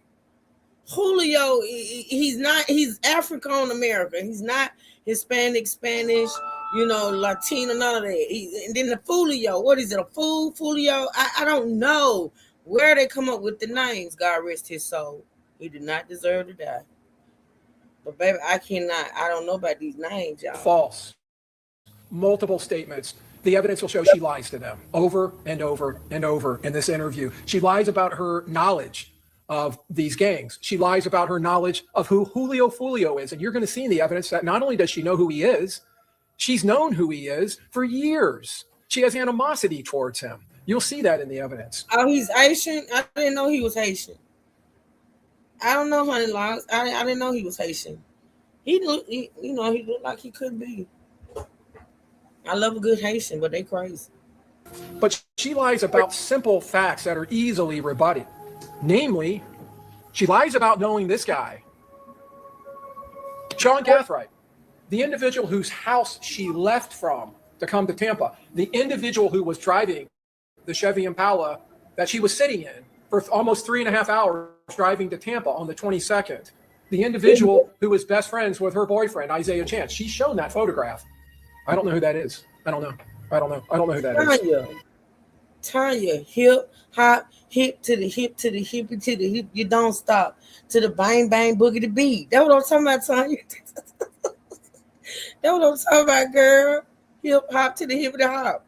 Was this in Clay County? No, this, we're out of Mississippi. We're now in Florida. We're in Tampa, Florida. We already talked about the case in Mississippi. We already talked about it. Catch the replay or go back.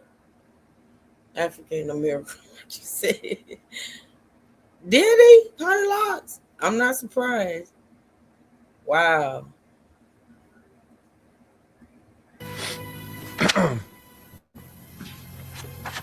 And you will see in the evidence that these lies are nonchalant lies. We will drag it into this courtroom for everyone to see, for everyone to know its evil and sinister and murderous nature. It will be exposed, and there will be no masks for this defendant to wear to hide from the state's evidence. The truth in this case, the truth will be clear, crystal clear at the end of the state's case. There will be no Uber drivers waiting to whisk Miss Andrews away to avoid your verdict when you find her guilty of conspiring with these 4 men, and guilty as a principal to first-degree murder. And folks, the state's evidence will let every single one of you know deep in your hearts that that is the truth, that she conspired in this wicked and despicably evil, cold-blooded murder, that she followed this man, watched him, encouraged her co-defendants by her actions and words, tried to find lodging, that she assisted in every way, and then after the fact did everything she could to defend this conspiracy. The defense takes a very different position. They argue Alicia had no idea her boyfriend and his co-defendants were allegedly planning to kill Julio Fulio. On the weekend, Charles Jones was killed. Alicia Andrews was on a weekend trip with her boyfriend with only one agenda: to be with her boyfriend. 2, Alicia Andrews is not in a gang. 3, with the exception of her boyfriend, Alicia Andrews did not know any of those men in that group, and none of those men in that group knew Alicia Andrews. As a matter of fact, if there was some conspiracy, Alicia Andrews was not in the loop because she was not in the group. Alicia Andrews did not know these guys intended to commit murder. No evidence whatsoever, except for Alicia Andrews came to Tampa to be with her boyfriend. The group, all of them in the group, made their phones go ghost, except Alicia Andrews. All of them wore all black attire. Not Alicia Andrews. If the state's right, all of them went in the back door of the Airbnb. Not Alicia Andrews. All of them brought guns to the party, except Alicia Andrews. It was Alicia Andrews the entire time who had one agenda and one alone, that to be with her boyfriend, never in a group of guys who conspired to kill Charles Jones. What you will learn is that Alicia Andrews had absolutely no knowledge that these 4 boys conspired to kill Charles Jones. And the reason she had no knowledge is because she was not in that group. She was never in the loop because she was never in the group. While Alicia denies any ties to gangs, the jury hears from someone close to her, a friend who takes the stand as a state's witness. This friend is not publicly identified or shown on camera, but in her testimony, she says Alicia has previously mentioned Isaiah had ties to a Jacksonville gang. Did Alicia Andrews ever mention to you that Isaiah Chance was in a gang? She mentioned that there were rumors that he was in a gang. And when did she mention that? When was that conversation? Was that before June of 2024? It was before June of 2024, but I can't give you a specific date. Do you remember what gang that was? I believe it's NHG. And is that a gang in Jacksonville, Florida? Yes, it is. And you yourself living in Jacksonville, Florida, you are aware with a rapper by the name of Julio, Charles Jones, the victim in this case. Is that correct? That is correct. And that is a name that you have been familiar with for a very long time. Is that correct? That is correct. According to Alicia's friend, even back in high school, they saw the impact of the ongoing gang wars in Jacksonville. And that may have played a role in how Alicia viewed the victim, Charles Jones, aka Julio. Okay, let's go back to this when she texted you. Hold on, because I think Julio talking about Therese and his friends, LMAOOO. I do not like him. What's she talking about in this particular sentence? Julio was talking about Therese on social media. On social media. And then she says, I'm trying to put 2 and 2 together. And then she says to you, that is Julio, though he recruit a bunch of dumb who's willing to die. Is that what you said in response to her? Yes. And what do you mean by he's recruiting a bunch of people? Well, it was something that really was city known and everybody was saying, like, I'm not the only person that said that. A lot of people in the city have said that, like, he recruit a lot of people to die, meaning that he got a lot of people that would come behind him, ready to risk their life behind him. And he's still out and alive and living his life.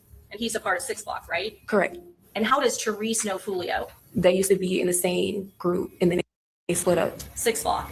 Well, it's a lot in 6 Blocks. So I guess you can say that, yeah, he was 6 Block side. By day 7 of trial, the prosecution's case takes a turn when Detective Juan Ramos is cross-examined by Alicia's attorney. Under cross-examination, the detective admits there's not a lot of evidence on Alicia specifically. Good morning, Detective Ramos. Good morning, sir. All right. So there's no evidence whatsoever that at the time Alicia Andrews was attempting to book an Airbnb that she knew of some murder plot to kill Julio. Is that correct? He can answer if he knows. There, at the time that she's booking it on Friday? Are you specifying or At the now? time that she sends an Instagram text message to the individual on Instagram at that time.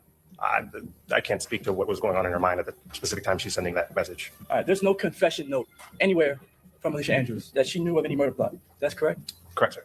There's no incriminating message in her phone that says she knew of a murder plot to kill Julio Charles Jones. Is that correct? In detail, no. All right. When you say in detail, no. Is there any undetailed or less detailed message in her phone that says she knew of a plot to kill Julio Charles Jones? I'm aware of the messages that she wished death on the victim, Mr. Jones.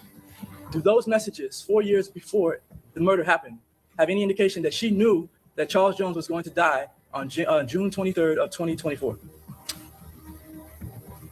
No. And you have no way of definitively knowing whether she knew that Charles Jones was going to get killed, correct? As a totality of the evidence throughout the case, yes. You do? The evidence would point to her knowledge in the involvement of the crime, her participation. So your testimony today is that there's evidence, I guess in the totality of the evidence, you know that Alicia Andrews, you know definitively that Alicia Andrews knew that Charles Jones was going to die. Again, there's no singular piece of evidence other than a detailed confession that can tell me what's going on in someone's mind. So there's an inference or a logical deduction based off of all of the evidence that we've compiled in this case. So you're making inferences? It's evidence. Following Detective Ramos's testimony, the prosecution rests and the case turns over to the defense. For the first time since her arrest, Alicia Andrews decides to tell her side of the story by taking the stand in her own defense. All right, Ms. Andrews, you're charged with 2 counts. One is first-degree murder, and the other is conspiracy to commit first-degree murder. Did you know that Charles Jones was going to die on June 23rd of 2024? No, I did not. Did you have any involvement in Charles Jones's murder? No, I did not. Did anyone tell you anything about a plot to kill Charles Jones when you went to Tampa? No, they didn't. The prosecution argues Alicia and Isaiah followed Julio on June 23rd of 2024. She's captured on surveillance video with Isaiah at a number of Tampa nightclubs with a COVID mask covering her face. But Alicia says there's a specific reason she was wearing a mask. I was pregnant at the time, so I didn't want to smell any smoke and prevent like any health issues. Did you wear a mask to conceal your identity? No. According to reports, Alicia has told a similar story. During her police interview, she reportedly revealed she wore a mask inside the club out of concern for her unborn child. Did you go somewhere else after that? Yes. Where'd you go next? Truth 18. At the time, did you know what Truth 18 was, the name of it? No. Did you know who was going to be there? No. Did you ask Isaiah a chance to go to Truth 18? No, he picked that. Did he ask you for permission to go there? No. When you get to Truth 18, what do you do? We sit there first, then we get out. He just starts to walk. He still has my phone, so I just walk after him. Okay. Do you know if you talk to anyone while he's on your phone? Yeah. Do you know what app he's using to communicate with individuals? No, at the time I didn't know. Do you know if he's talking on FaceTime with anyone? I believe it was FaceTime there at that club that one time. At Truth 18? Yes. Alicia says after she and Isaiah left the club Truth 18, Isaiah drove to a University of South Florida parking lot. He got out of the car and placed a phone call using her phone. When he did that, did you think that that was strange? Yeah. Did you know at that time that he may be trying to kill someone? No, I didn't. Did he tell you that? No. After he hops out of the car, how long is he out of the car for? I think it was like a couple minutes. It wasn't very long though. Alicia testifies once Isaiah is back in the car, she didn't know what to say to him. Then all of a sudden, he begins driving erratically, even running through a red light. Like, what was going on in your head? Why is he driving crazy? Did you say anything to him at that point in time? Yeah, I'm like, where you going? Did you look at him? Yeah. And what was he doing? He just holding the phone up driving. Was he talking to anyone? No. So why was he holding up the phone? I think he was looking at something on the messages. At that time, did you know what he was doing? No. Did you know where he was going? No. Did he tell you to look out for anyone? No, he didn't. Did he tell you to identify where Julio was at? No, he never told me that. All right. And how long are you inside that parking lot there in that hotel? He was very quick. He just turned around. Right. Did he get out of the car and talk to anyone? No. Did you get out of the car and talk to anyone? No. And then after you leave that parking lot, what happens? He drives off to like 2 streets over. Well, okay. Do you hear anything? Yeah, I heard shots. All right. Tell me about the shots that you heard. It was like a lot. And I looked at him like my mouth open like you heard that? But he didn't really pay attention to me. He like, what? So I didn't say anything. After that, what happens? He waits a little bit, then he drives off back to the Airbnb. All right. At this point in time, what's going on in your head? I mean, I heard a lot of shots, so I didn't know what went on. Somebody shooting in the air, somebody got shot at. I didn't know. Did you know that somebody died? No. Alicia testifies once they returned to the Airbnb. She says that she noticed everyone was acting weird. And when you went inside, what did you see them doing? I mean, they were just sitting around. One was on the couch, one was sitting at the dinner table, I think. And they were just sitting there, looked tired. They were stink. I just went upstairs. All right. Did you see any guns when you went inside?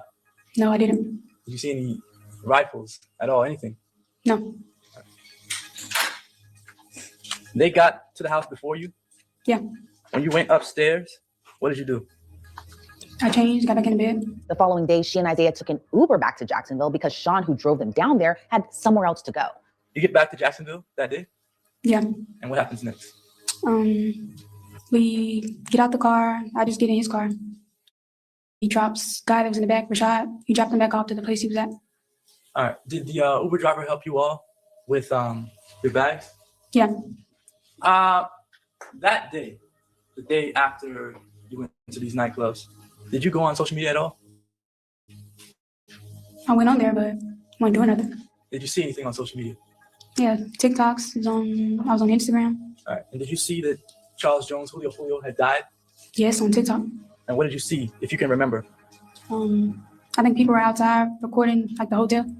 All right. Did you recognize the hotel? Yeah. And when you saw that on your social media, what did you think? I mean, I was confused. I'm like, that's probably what I heard, but. All right. And did you ask Isaiah about it? Not necessarily asked him, but I showed him the video. And what happened? He was like, dang, and who page was it on? Did he at that point tell you anything about him being involved in anything? No, he didn't. Did you think it was strange that you were in that area? Yeah. At a certain point in time, do you think that the individuals who were there, who were at the Airbnb, that they had anything to do with this? I mean, at that time, I mean, I could say they were being weird, but I didn't think they would know. I don't know them personally to say, oh, they're a killer. I don't. Alicia says the first time detectives. I told you, Guru, you said, why is Alicia Andrews on the stand again? This is a recap of her testimony, her conviction, her sentencing. We're just doing the whole recap. It's an update. It's an update episode because we covered the trial. That's it. That's all. There's nothing new. Yeah, this is just an update. Ever spoke with her was during her interrogation, and she quickly felt the pressure as investigators pushed her for answers. While you're inside this interrogation room, do you feel any pressure? Not in the beginning, but later on, yeah. Why? I mean, he was talking over me and yelling, and I felt like I was just closed in by two men. The detective, was he cursing at you? Yeah. In your view, was he threatening you? Yeah. What types of threats did he make to you? He said I was never going to see my baby. I was going to spend life in prison. He said you were never going to get to go out again, do your nails, your hair, something like that. He said a lot of stuff. When he's asking you the question repeatedly, you understand what he's asking you. Yeah. Is he accepting what you're saying? No. When he does not accept what you're saying, do you get frustrated with him? Yeah. Are you showing that frustration? No, I'm kind of doing like a... Mrs. Sting, don't leave the witness. Ask the next, rephrase your question. Are you showing the frustration? No, I'm just doing a nervous laugh. Was he inside with you? Yes. Okay, they didn't know the front door.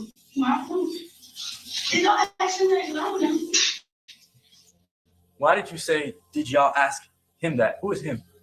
Isaiah. Why did you say that? Because I mean, it's about him. Like, go ask him. When Alicia is cross-examined by the prosecution, the tension heats up. You didn't seem like you were afraid in that interview. Were you afraid in the interview or not? I was, but I handled myself well. Okay. You weren't afraid of Isaiah Chance? No, he's not even in there, so why would I be? So, well, then I don't understand. Were you afraid to give up their names because you're afraid of them? You're afraid of Isaiah Chance and Davian Murphy and Rashad Murphy? Or are you protecting them in that interview? I wouldn't say I'm doing any of that. I mean, you understand it's about a gang. I'm a female. I don't want to be in the middle of it, so I didn't answer it. And I don't know for sure they did anything at the time of that, so I didn't say anything. Alicia claims she and Isaiah were out enjoying the nightlife, but prosecutors point out they didn't stay very long at any of the clubs and didn't appear to be dressed for the occasion. And on the day that you two are going clubbing, because that's the purpose, right? Going clubbing, right? Going out and having fun. I mean, that was kind of last minute, so yeah.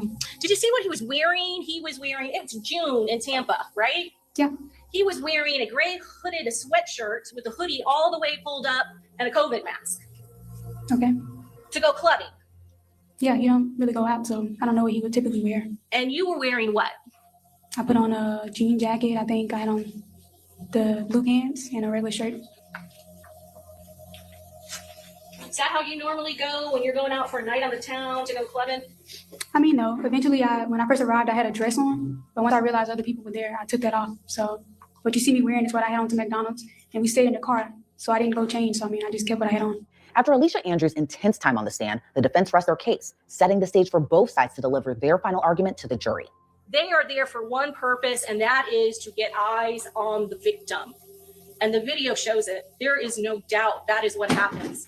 She is walking less than a foot away from him at all times when he is talking on their phone. It goes beyond belief that she didn't hear every single word that he said. And she is not shocked. She is not trying to walk away from him. And she certainly is not surprised because she knew it. All of the conversations about the conspiracy, they happened well before the date that we charged for that conspiracy. And you know it did. You know with your common sense that this was talked about at many locations, at many times, and many different places that we have never alleged and we will never be able to bring to you. Because Overruled, go ahead. The defendant will never admit what she did. But in their closings, the defense argues there's no proof Alicia was aware of any murder conspiracy. No evidence that Alicia Andrews intended to kill Charles Jones. No evidence that she conspired with any of these individuals. Alicia Andrews had messages that went back years, and they have them, thousands of messages. Dig all the way back, 2020, 2021, back when she was in high school, talking to her best friend at the age of 17. They went all the way back. And the best that they could find is that Alicia Andrews in 2021, when she was 17 years old, told her best friend that she thought Charles Jones was ugly and that he needed to die. And why did she say he needed to die? Charles Jones, as you all heard, was an individual who caused a lot of havoc in Jacksonville. Does that mean she wants him dead? Does that mean that she was going to actually kill him? She formed it in her mind at the age of 17 that she was going to one day group up together with 4 individuals, go to Tampa and kill him?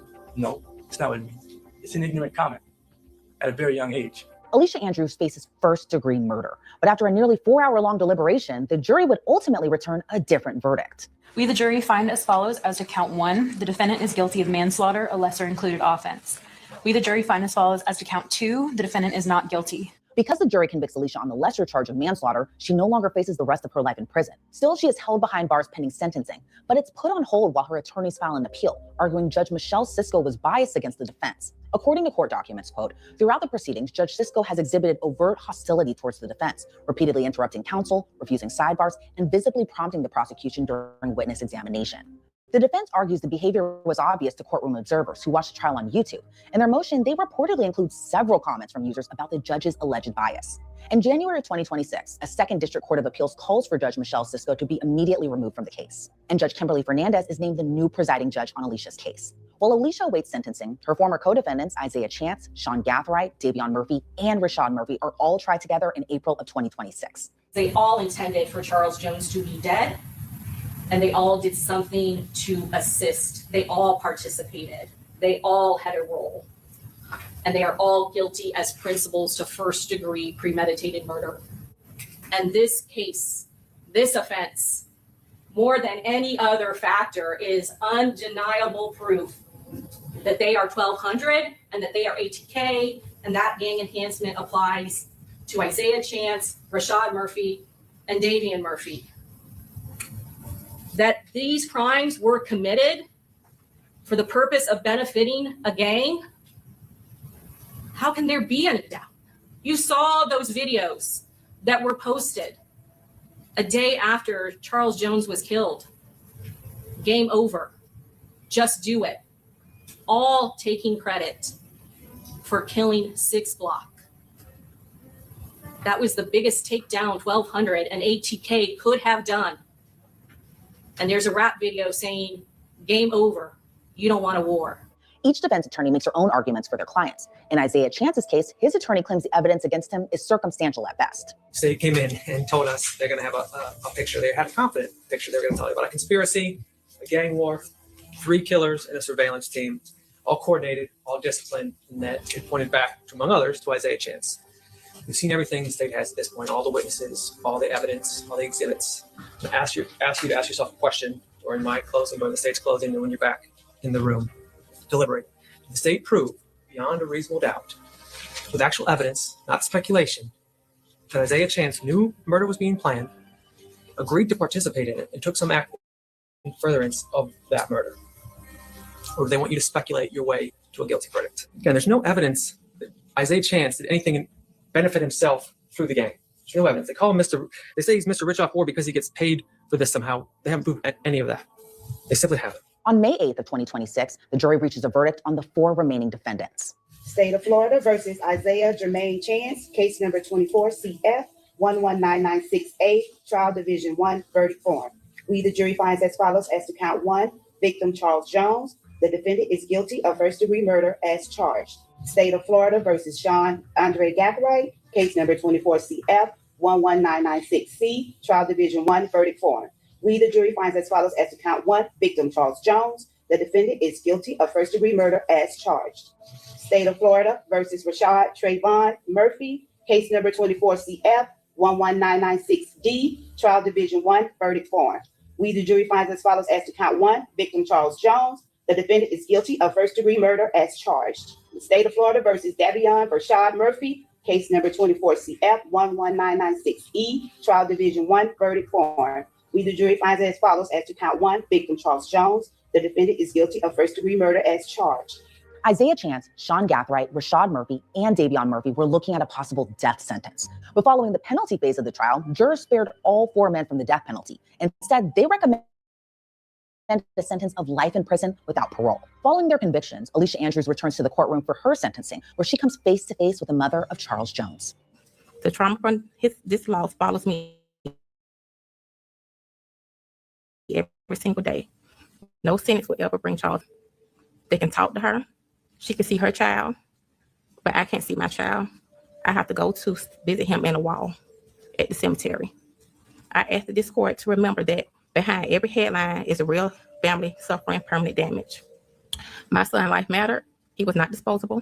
The emotional devastation caused by this murder reaches far beyond the courtroom and will affect my life forever.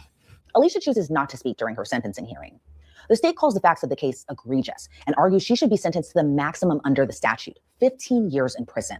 But the defense is still appealing for a new trial. So they surprisingly asked the court to give her credit for time served, followed by 5 years of probation. But the judge sides with the prosecution. So the court, having obviously reviewed the trial transcripts, the court file, all the evidence in this case, the pre-sentence investigation report, the argument of counsel, is the judgment sentence and order this court to adjudicate the defendant guilty, sentence her to 15 years in the Florida State Prison. You have 30 days to appeal the judgment and sentence. If you cannot afford an attorney, one will be appointed to represent you. As of this recording, Alicia Andrews remains in the Hillsborough County Jail pending her transfer to a state prison in Florida. As for Isaiah Chance, Sean Gatherite, Davion Murphy, and Rashad Murphy, all 4 defendants are expected to be sentenced to life in prison without parole in June of 2026. Thanks for joining me on this episode. I'm Elizabeth Milner, and we'll see you back here next week with another female criminal.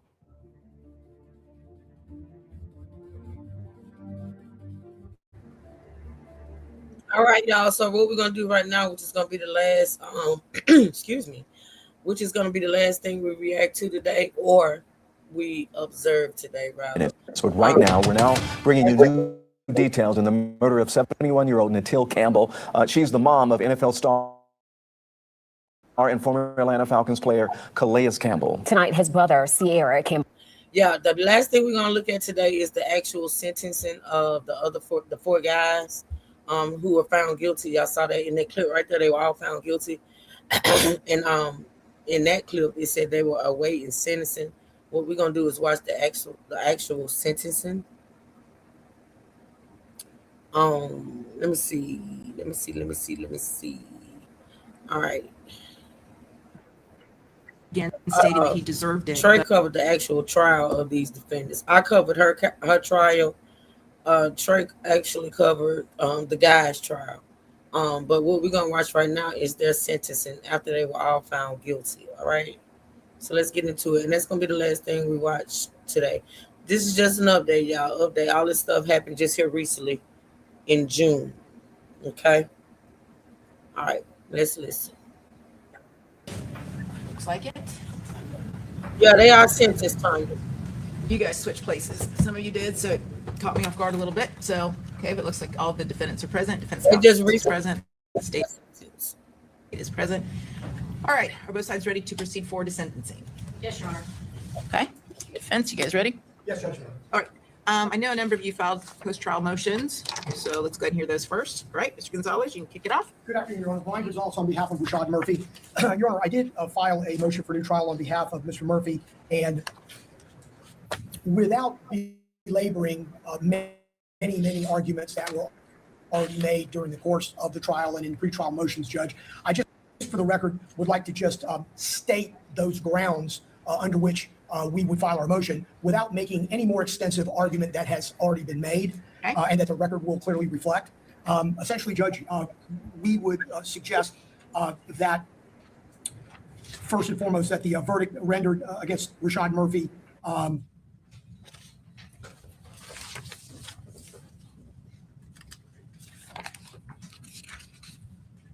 strike that, Judge. Your Honor, Mr. Murphy would suggest that the court erred in denying several of Mr. Murphy's pretrial motions with arguments that extended not only to the pretrial motion dates, but also during the course and scope of the trial in interim circumstances, and that were all on the record. First of all, that would be the motion to suppress Mr. Murphy's cell phone. Secondly, the motion to suppress Mr. Murphy's statements. Next, Judge, the motion for severance of the defendant and in the alternative for separate juries. Next, Judge, his first motion in limine regarding Ghost 187, his second motion in limine and Daubert challenge with regard to law enforcement opinion testimony and testimony of alleged gang war history and hearsay-based gang intelligence, as well as uncharged and unsolved acts of violence. Next, Judge, Mr. Murphy's motion in limine regarding gang affiliation, gang identification, and gang charts. Mr. Murphy's fourth motion in limine regarding opinion identification testimony as it relates to digital media. The portions of Mr. Murphy's fifth motion in limine regarding irrelevant evidence. Mr. Murphy's sixth motion in limine regarding portions of the Robert Howard motion in limine. And also Judge Mr. Murphy's seventh motion in limine regarding state's trial exhibits 88B, 88C, and 101. We also would suggest that the court erred in denying Mr. Murphy's motion for judgment of acquittal, both after the state's case and after all of the evidence. And then, Judge, just a cumulative count with regard to the totality of those motions that previously were stated on the record.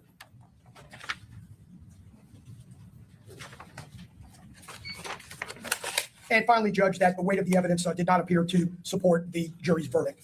Those would be the issues that Mr. Rashad Murphy has included in his motion for new trial. Okay, Thank you. very good. State, I'll give you a chance to rebut all of the motions once the defendants have made them. Okay, all right, Mr. You want to go next, Mr. Wise, on behalf of Mr. Gathright? Yes, Your Honor.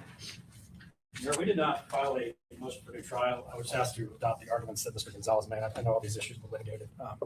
Yes, they were. And all of the motions that you filed pre-trial are obviously the court's ruling.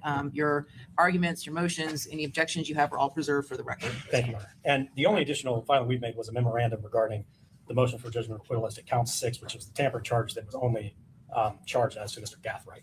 I believe Your Honor took that under advisement pending the jury's decision. I believe that motion is still open. So we filed a memorandum briefly laying out the state of the law. The state, I believe, agreed during the motion argument during trial that the basis for the tampering charge is the leaving of the car at the grandmother's and wiping down the doors.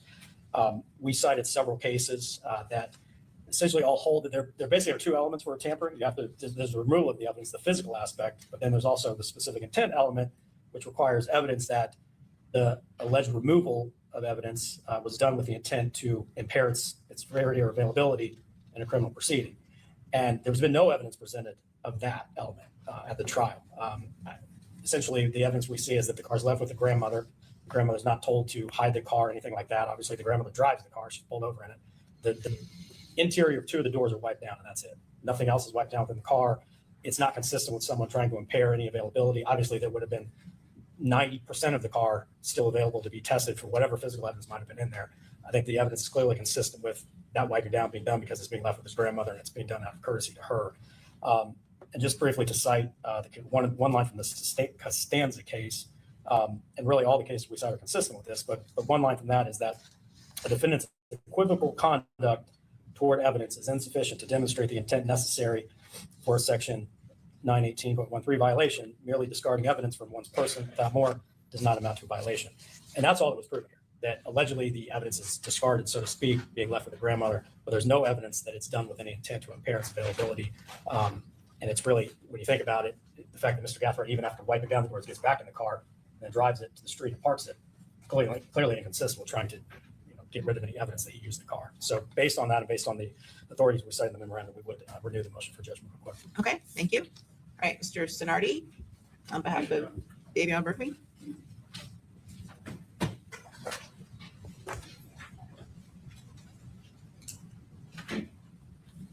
Good afternoon, Your Honor. On behalf of Davion Murphy, we have in fact filed a motion for new trial.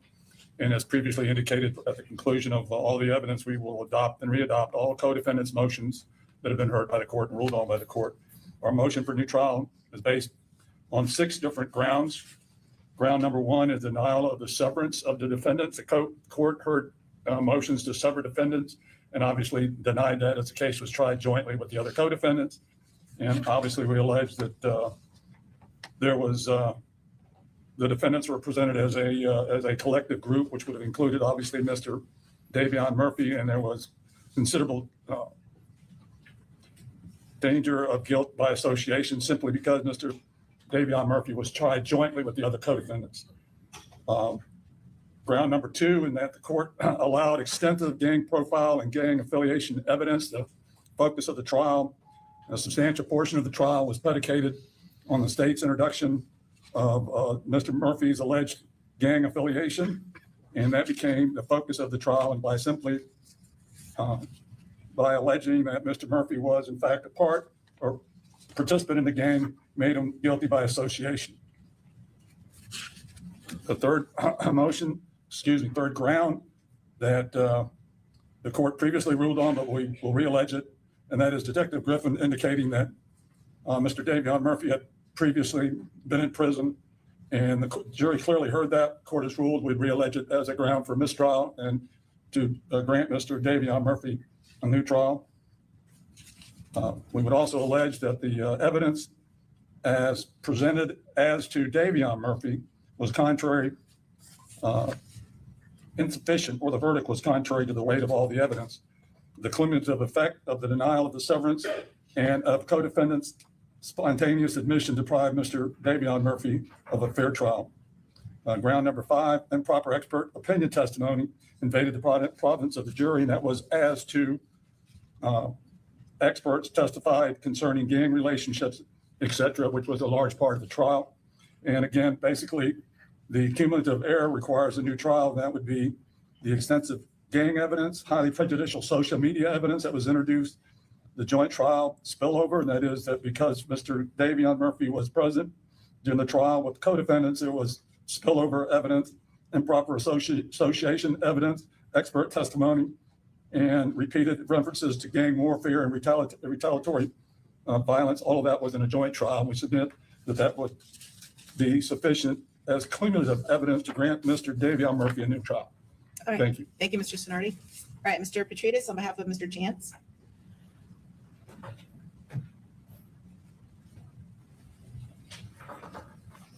Thank you, Your Honor. We filed a motion for new trial, and not to belabor what's in there, the argument is simply that the verdict rests on a chain of impermissibly stacked inferences, and there was not direct evidence presented that Mr. Chance knew his co-defendants intended to murder Mr. Jones, that he intended Mr. Jones to be killed, or that his acts were specifically designed to assist or encourage the murder, and therefore there wasn't enough evidence under Florida law to sustain a first-degree murder conviction or conspiracy to commit murder conviction. Thank you. Thank you. All right, Ms. Doherty, what's your response first to Mr. Gathwright's the motion for judgment of acquittal as to count 6, the tampering charge? Judge, we did review that case law that he cited as authority in his motion as well. And Judge, those cases are clearly distinguishable by to the facts presently in front of the court. One of them was a Corpus case. We literally have the defendant on video where he is seen actually wiping down the fingerprints. All of the rest of the cases went towards knowledge, intent that that physical act was actually done and proof of that. And Judge, there is circumstantial evidence in this case that is overwhelming. This is a case where the manner in which the homicide occurred was at a hotel, a public spot where 3 armed gunmen used high-powered assault rifles and a Glock with a switch that was automated to be able to fire rapidly and unloaded in a public parking lot. And this was the victim in this case. There was ample evidence that they knew who they were targeting. They knew the high-profile nature of the victim. And so, Judge, the law requires for tampering that they knew or should have known that an investigation by law enforcement was going to occur. There is no argument that they can make based on the circumstantial nature, the manner in which they committed this crime, to suggest to this court that he did not know that a law enforcement investigation was about to be instituted. And the actions that were done with both of the vehicles that were used in this case clearly were removed from the state of Florida. And where they live in Jacksonville and where they would be investigated, they were removed from that city. They were hidden. That car was hidden at his grandmother's house the day of the homicide. When the homicide occurred, he brought it and he switched vehicles and switched contents that was contained within the suspect murder vehicle and put it into another vehicle. Judge, based on the facts and the circumstances in this case, we believe that there is enough facts and evidence to support that he knew that a high-profile investigation, homicide investigation, would occur. There was all the phone evidence from his phone that showed his activity immediately after this crime. So we certainly knew that they were successful in killing a high-profile rap artist. So based on that and the fact there is no corpus issue in this particular case, he literally is seen wiping it down on a video. So based on all of that evidence, we would ask that you deny the defendant's motion. Okay, and do you have any further argument on any of the defendant's motions for new trial? Your Honor, we would rely on all our previous written arguments as well as oral arguments that were made in pretrial motions and during the course of the trial. Any weight arguments or insufficient evidence we believe is without merit. The facts and evidence in this case were overwhelming. There was a mountain of case, not only circumstantial evidence, there was direct evidence of each and every one of the defendants' participation in this case, as well as the actual crime itself was caught on video. So we would rely on all of our prior arguments, written and oral. Okay, thank you.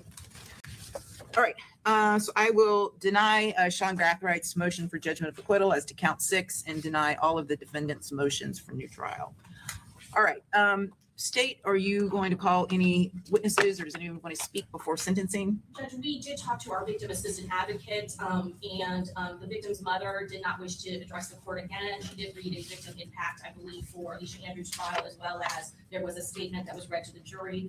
She is aware that the sentences in this case for the homicide is going to be a life sentence. We also did contact the other victims in this case, and they did not wish to be present or heard. They are aware also what the sentence is going to be. All right, and so let's just go through each of the defendants. Let's start with Mr. Chance. So on the first degree murder, it's mandatory life, correct?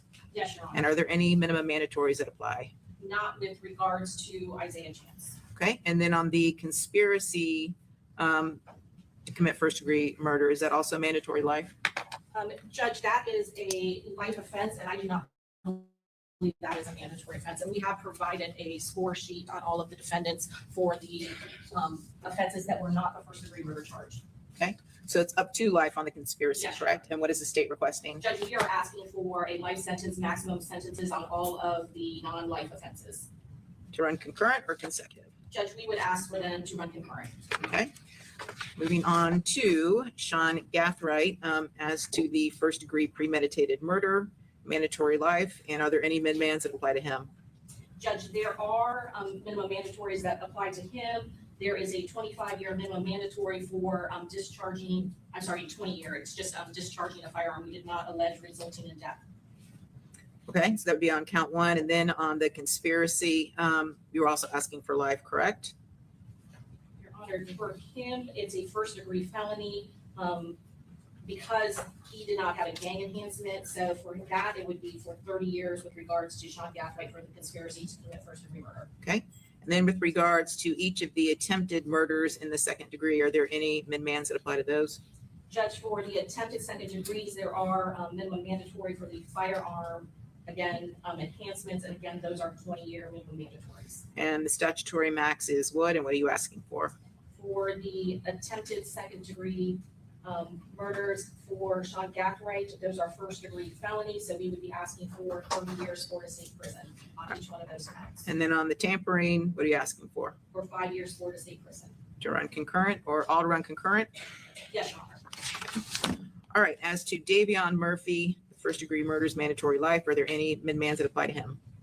Yes, Your Honor. He also has a 20-year minimum mandatory for a firearm enhancement.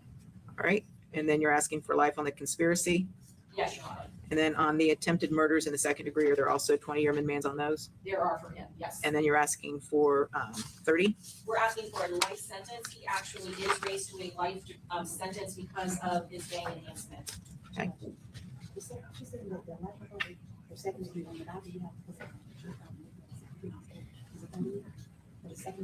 No, what she's saying is the jury found a gang enhancement, so it gets bumped up. Okay. Because it says second degree felony. What the clerk was asking me, it says second degree felony on the docket, but you're saying because of the gang membership that bumps him up to life. Yes, Your Honor. Okay. And the firearm enhancement. There I are see. two that apply to him. Okay. All right, and you're asking for those to run concurrent? Yes, Your Honor. And then as to Rashad Murphy on count one, it's mandatory life, and is that also a 20-year min-man? Yes, Your Honor. And then on the conspiracy, you're asking for life, correct? Yes, Your Honor. And then are there 20-year min-mans on the attempted murders on all of those counts? Yes, Your Honor. Mr. Rashad Murphy, there were jury findings for the firearm. And due to the gang enhancements, is he also looking at life on those? He is. And that's what you're asking for? Yes, Your Honor. Okay. Does anyone disagree that those are the maximum penalties and minimum mandatories that apply for each of the defendants? Okay. Okay. All right. Very good. Anything else you'd like to say prior to sentencing? No, Your Honor. Okay. All right. Mr. Gonzalez, anything else that you or your client would like to say prior to sentencing, or any other individuals that would like to speak? Nothing further, Your Honor. Okay. Mr. Wise, anything further from your client or from anyone else?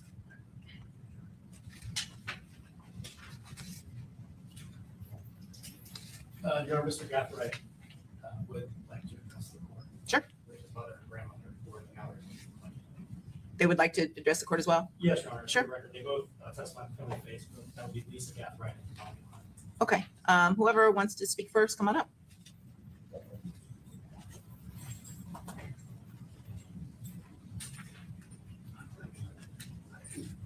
Just have her stand in front of the podium. That's fine. Good morning. Good morning. Afternoon, actually. Oh, yeah. Thank you for allowing me to address the court. I'd like to say that this everything has really opened and brought a lot of attention to a lot of things that are going on in the community and in the neighborhood of Jacksonville and also elsewhere. Mr. Snarder, you're talking too loud. I can't hear Ms. Lau. Elsewhere in the country. We have received a lot of support and a lot of comments about people who've learned a lot about the judicial process throughout this, which I think is very, very important.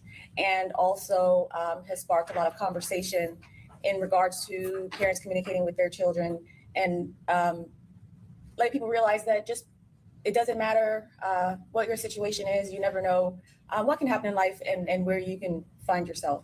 And I think with this trial being televised and with a lot of controversy and attention, it's really sparked a lot of conversation throughout the community and brought a lot of awareness. And I hope that this will change a lot of things in people's lives and change their minds and opinions. And as a retired member of the military, I've always been one who has strictly believed in the rule of law and right and wrong. And I've learned a lot. All I can say is I've learned a lot and about how the process goes. And thank you for allowing me to. Sure, Ms. Lyle, and I just want to tell you, you've been a very devoted mother to your son. I can tell you've been here throughout the trial, and he's very fortunate to have you as his mother. And I know your heart is broken. I know it is because it's your child. And I do have sympathy for that and for you. I really do. I'm very sorry for you and for your family that this is where you find yourself. But your attitude and what you're taking away from it, I hope as well for the community's sake that there is some change, because this can't go on. This tragedy just cannot go on. So I thank you for your comments. Okay. Thank you. Thank you. And Ms. Gathright, do you want to say something? Come on up.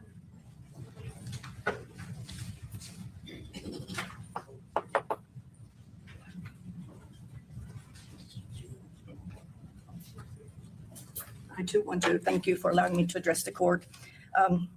This tragic event occurred when Sean was barely 18 years old, and this is a time when the prefrontal cortex of the brain is not fully developed. This development doesn't complete itself until they're at least 25.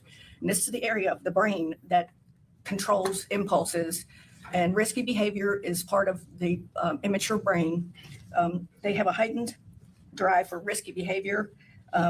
Logic is emotions and impulses are their first priority, and logic is the second one. And I know that Sean made a mistake, but I really believe that the punishment is too severe. Sean. I know it's hard, Mrs. Gathright, it's hard. I know. Sean is a bright young man, and given the opportunity, I believe he can make an outstanding role model for younger people.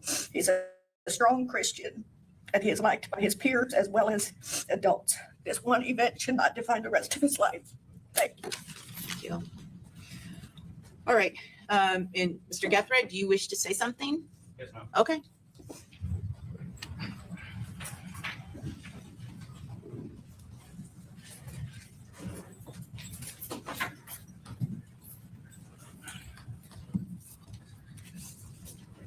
Your Honor, I just thank you once again for allowing me the opportunity. I prepared just a little something. I worked pretty thoughtfully on it. So I just ask that you allow your discretion for me to. Yeah, no, go ahead. Thank you. As long as it's respectful. Yes, ma'am. All right. Here we are being sentenced for the murder of Charles Jones on the day he was killed 2 years later. Now, some may say this is just a coincidence, but I believe that nothing has been, is, or ever will be left up to chance, and that everything in this world is predestined. And there are many biblical promises of that belief holding true. Jeremiah 1:5 says, "Before you were formed in the womb, I knew you.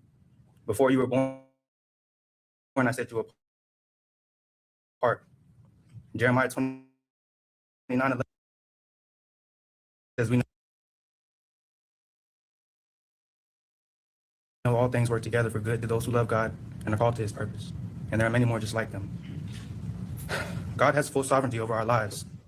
He chooses our times of peace and prosperity, our times of joy and laughter, but he also chooses our traumas and our tribulations, not to punish and tear us apart, but to strengthen our character and our faith. Everyone wonders how and why I ended up in a situation like this, despite growing up with a loving family, nice home, multiple opportunities, and promising potential. Some act as if is it impossible or unheard of for someone like me to find themselves in a situation like this. But in reality, it is much more common than we think. Hold on, Titsy. That's a little delayed for one. Maybe you're just behind. We're not on Alicia anymore, but to your comment, you say you people are very judgmental. I don't know who you people may be. You say and bad judge of character. Being a juror requires you to consider the facts, not what you think or your assumptions. Alicia did not know these other men as fakes. Well, I mean, you're making an assumption saying that she didn't know the other men. My thing is, I'm not saying that she knew the other man. I'm saying she knew the guy she was dating and possibly his brother. That just makes sense. She knew the guy she was dating, and if she was dating old boy, it's possible or more likely that she knew his brother. Other two guys, I'm not for sure if she knew them or not.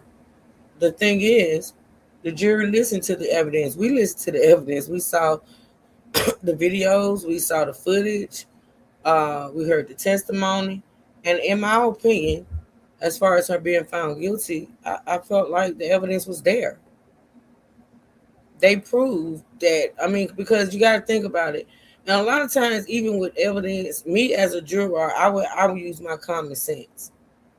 You feel me? And common sense tells me that this woman is saying she didn't know what these guys were going to do or why they were traveling to do what they did. But you were in a car for 3 hours traveling from Jackson to Tampa. These guys were on the phones. They were speaking amongst each other, planning this whole murder. You were in an Airbnb with them, close quarters. It's just, come on now. She did appear to be a little slow because the chick was, fighting for her life and she was laughing and giggling and shit. So she do appear to be a little touched. But being a little touched enough to follow up behind your boyfriend to commit this murder, she still knew what was going on, whether she's touched or not. And I think that with the evidence, they made the right decision.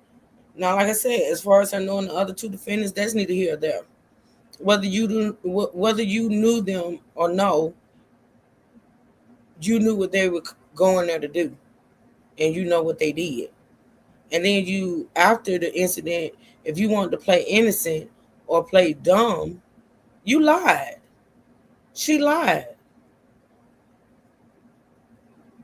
So, hey, you have your opinion, we have ours. Well, I have mine. I can only speak for myself. Has been happening long before today. There is a parable Jesus shared with the world called the prodigal son, a son who had the nice home, loving family, servants. He had his every need catered to, yet he still chose to take his inheritance and venture off to a far country where he indulged in prodigal living. He soon ran out of money, and a famine had struck the land he was in. And while that would have been enough signs for most to turn back, his eyes still hadn't opened.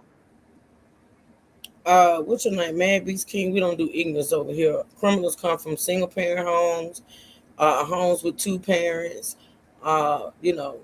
Criminals come from all kind of families. I thought women love toxic bad men. I thought women love being happy.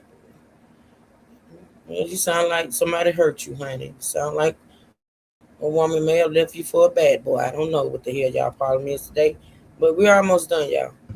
And he still hadn't come to his senses. Hungry and desperate, he found a job on a farm feeding pigs.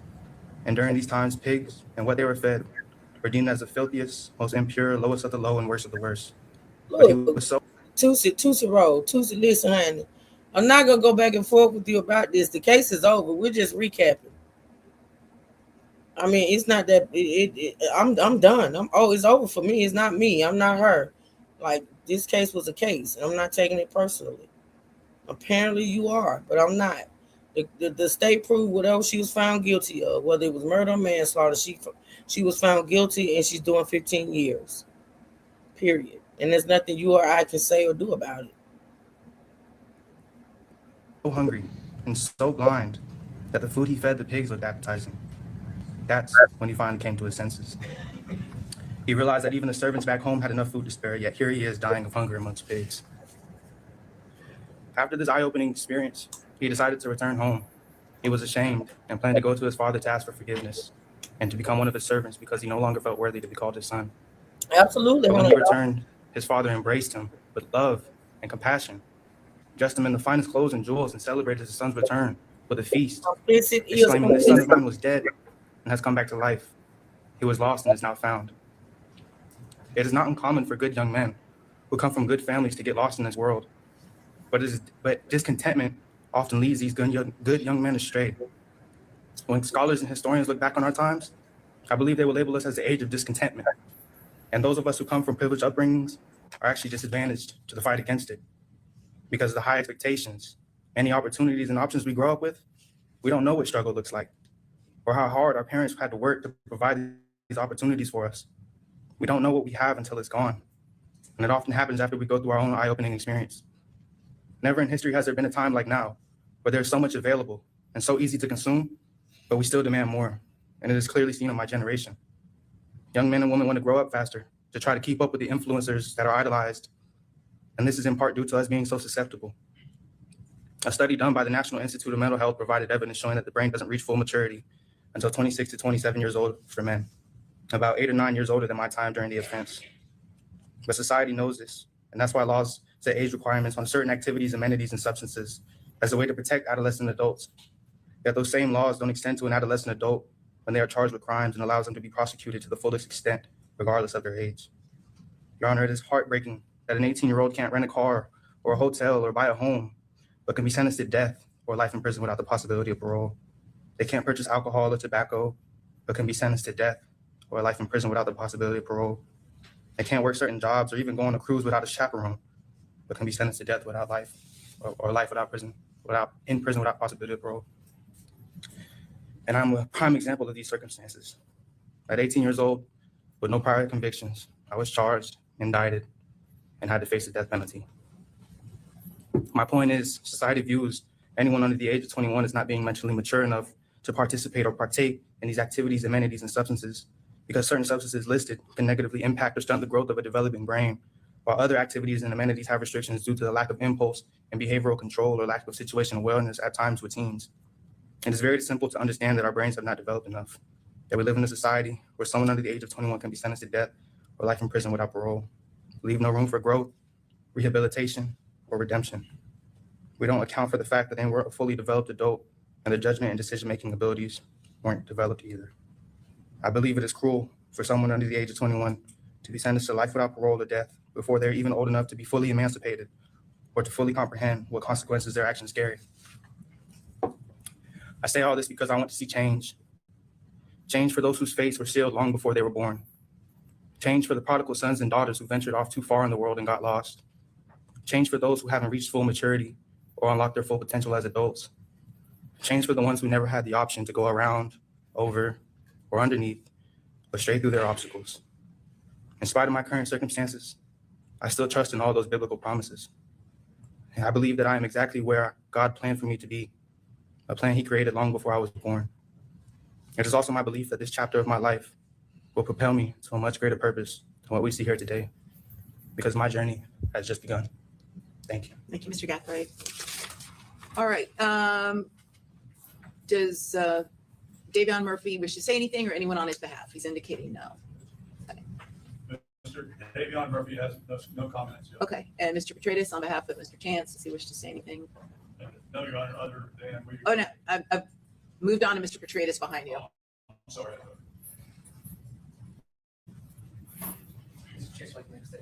Okay, sure. Come on up.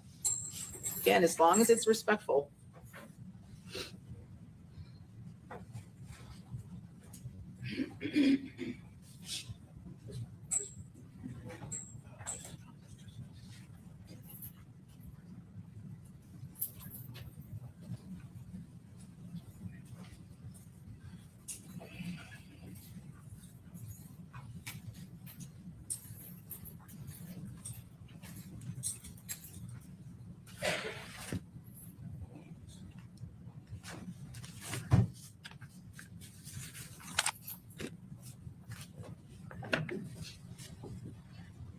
Sorry, I'm kind of nervous. Sorry. It's all right.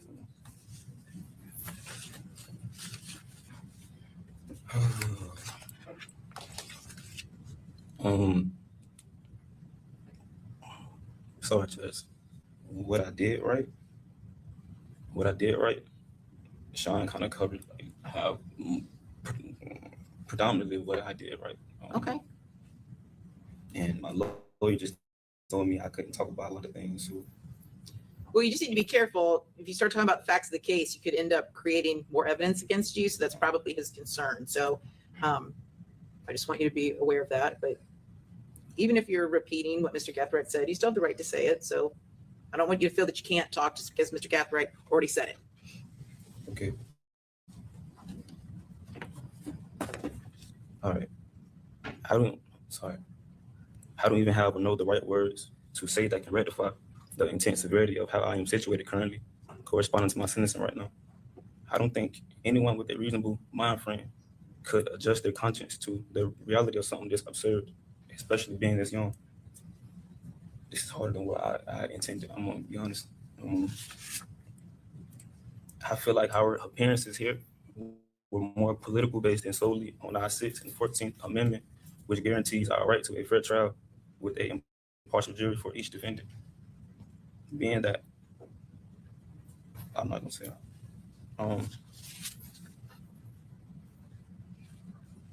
I wanted to say something to you directly. No, that's fine. And you're more than welcome to disagree with any way I may have ruled in the case. You just can't Repeat the facts. Yeah.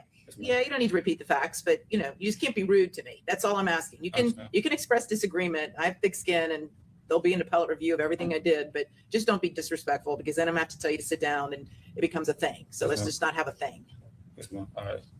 Okay. So thank you. You are all right. So Judge Cisco, unlike the rest of my co-defendants here, they all are charged with being the alleged shooters and have the same verdicts. However, me on the other hand, the one who was charged with me for playing the same alleged role as I gets found not guilty for what I am charged with. Alicia's case didn't contradict the alleged shooter versus the state case. I don't even think it's possible it could have. However, it contradicts mine being the only principle here. Because both of our jury's decisions contradict each other. The only nuance is I went to trial with 3 other people who have the same verdict as I, and she didn't. Alicia get found not guilty for my current charge. It wasn't a coincidence. Basically what I'm saying is Alicia and the state alleged that we played, that's getting into like the facts of like the case. Well, that's okay. If I'm hearing you correctly, you are taking issue with the fact that I don't know if she's your current or former girlfriend, but she went to trial. She was convicted of a manslaughter and got 15 years, and now you're here facing life. And that I would assume that seems unjust to you. Is that correct? That's highly unjust. I seen Susie Lopez on the news this morning, and she was saying that justice has been served. Absolutely, if you see it from that perspective. But everything that's a perspective is based off perception. So if you say that's justice, okay, but when you look at if you put me and Alicia up on like side by side, that's unjust, like it's injustice, like it doesn't make sense, like it's contrary to my verdict. Like her jury made their decision, our jury made their decision, but it contradicts like both of our verdicts. The only difference is like I went to trial with my co-defendants and she went to trial by herself. So I feel like personally, I got guilt more so by association than like participation. That's all I really wanted to say. Sorry, because this is way more harder than I anticipated. But that's all. Thank you. Sure. And you probably know when Miss Andrews went to trial, she basically pinned it all on you.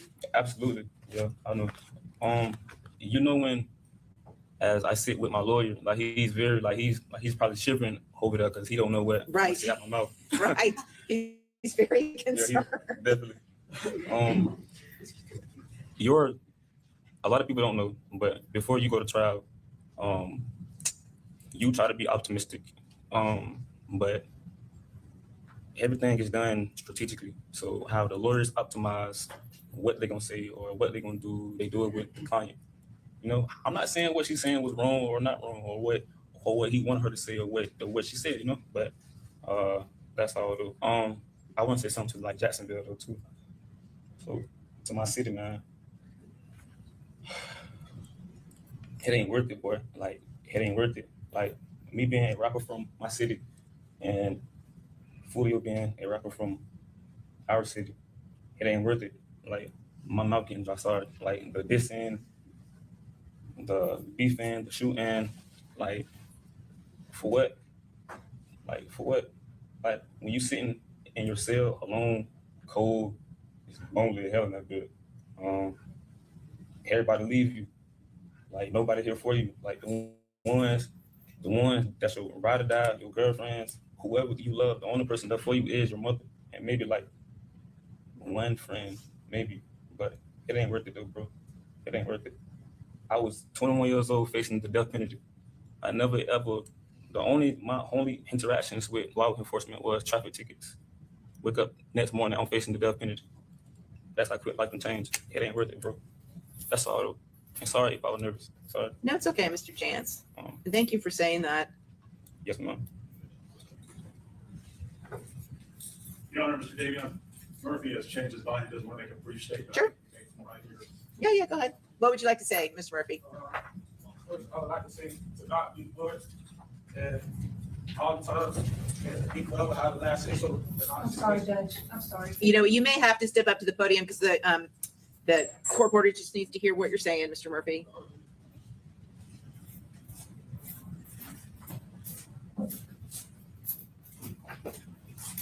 As I was saying, yeah, look different from up here. To God be the glory all the time, and He'll forever have the last say so in our situation. As I said in my interrogation interview, I'll be judged for it, and I'll forever retain. And I just want to. For those who coming in and don't know, this is the recap or the replay of the 4 guys that were found guilty of the murder of Julio Fulio. Okay, these are the 4 guys that went to trial. They were all found guilty, and what this is right now is the sentencing date. This is them being sentenced for being found guilty in the murder of Julio Fulio. Okay. Say to the Gen Z generation, change your life and do something productive with your life. Because in this predicament, it ain't worth it.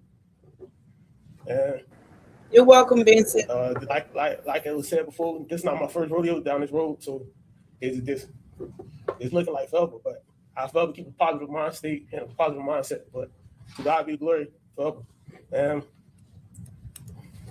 that's it. Thank you, Ms. Murphy. All right. Mr. Rashad Murphy, anything you want to say or at all? You don't have to. Just giving you the final chance. I love everybody. Okay. Okay. All right. Very good. All right. So a couple things before I pass sentence. First of all, I want to commend the lawyers again. I know I did it at the close of the trial, but this was a massive case. I mean, it's by far the longest case, the most intricate case, the most difficult case that I've ever handled in almost 24 years. And I know for you all as well, it had to have been, I can't even imagine the Herculean task of all the evidence and sorting through it. And you all always conducted yourselves with the utmost professionalism. And I just want to again express my gratitude for that, how seriously everyone took the case.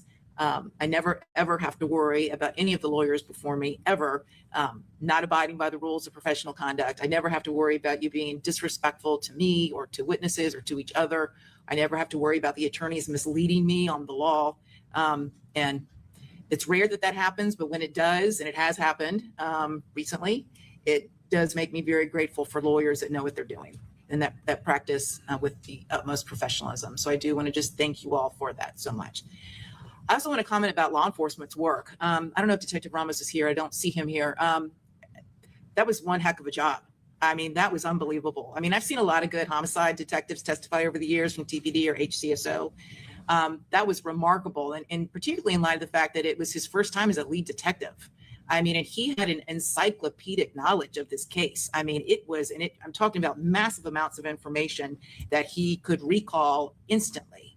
And Not every law enforcement agency and not every homicide detective solves this case. Not everyone does, but he did. I mean, he was tenacious and thorough and so impressive. And if I were at DPD, I'd give him some kind of award for the job that he did, because it was really, really good. He made the whole agency look good.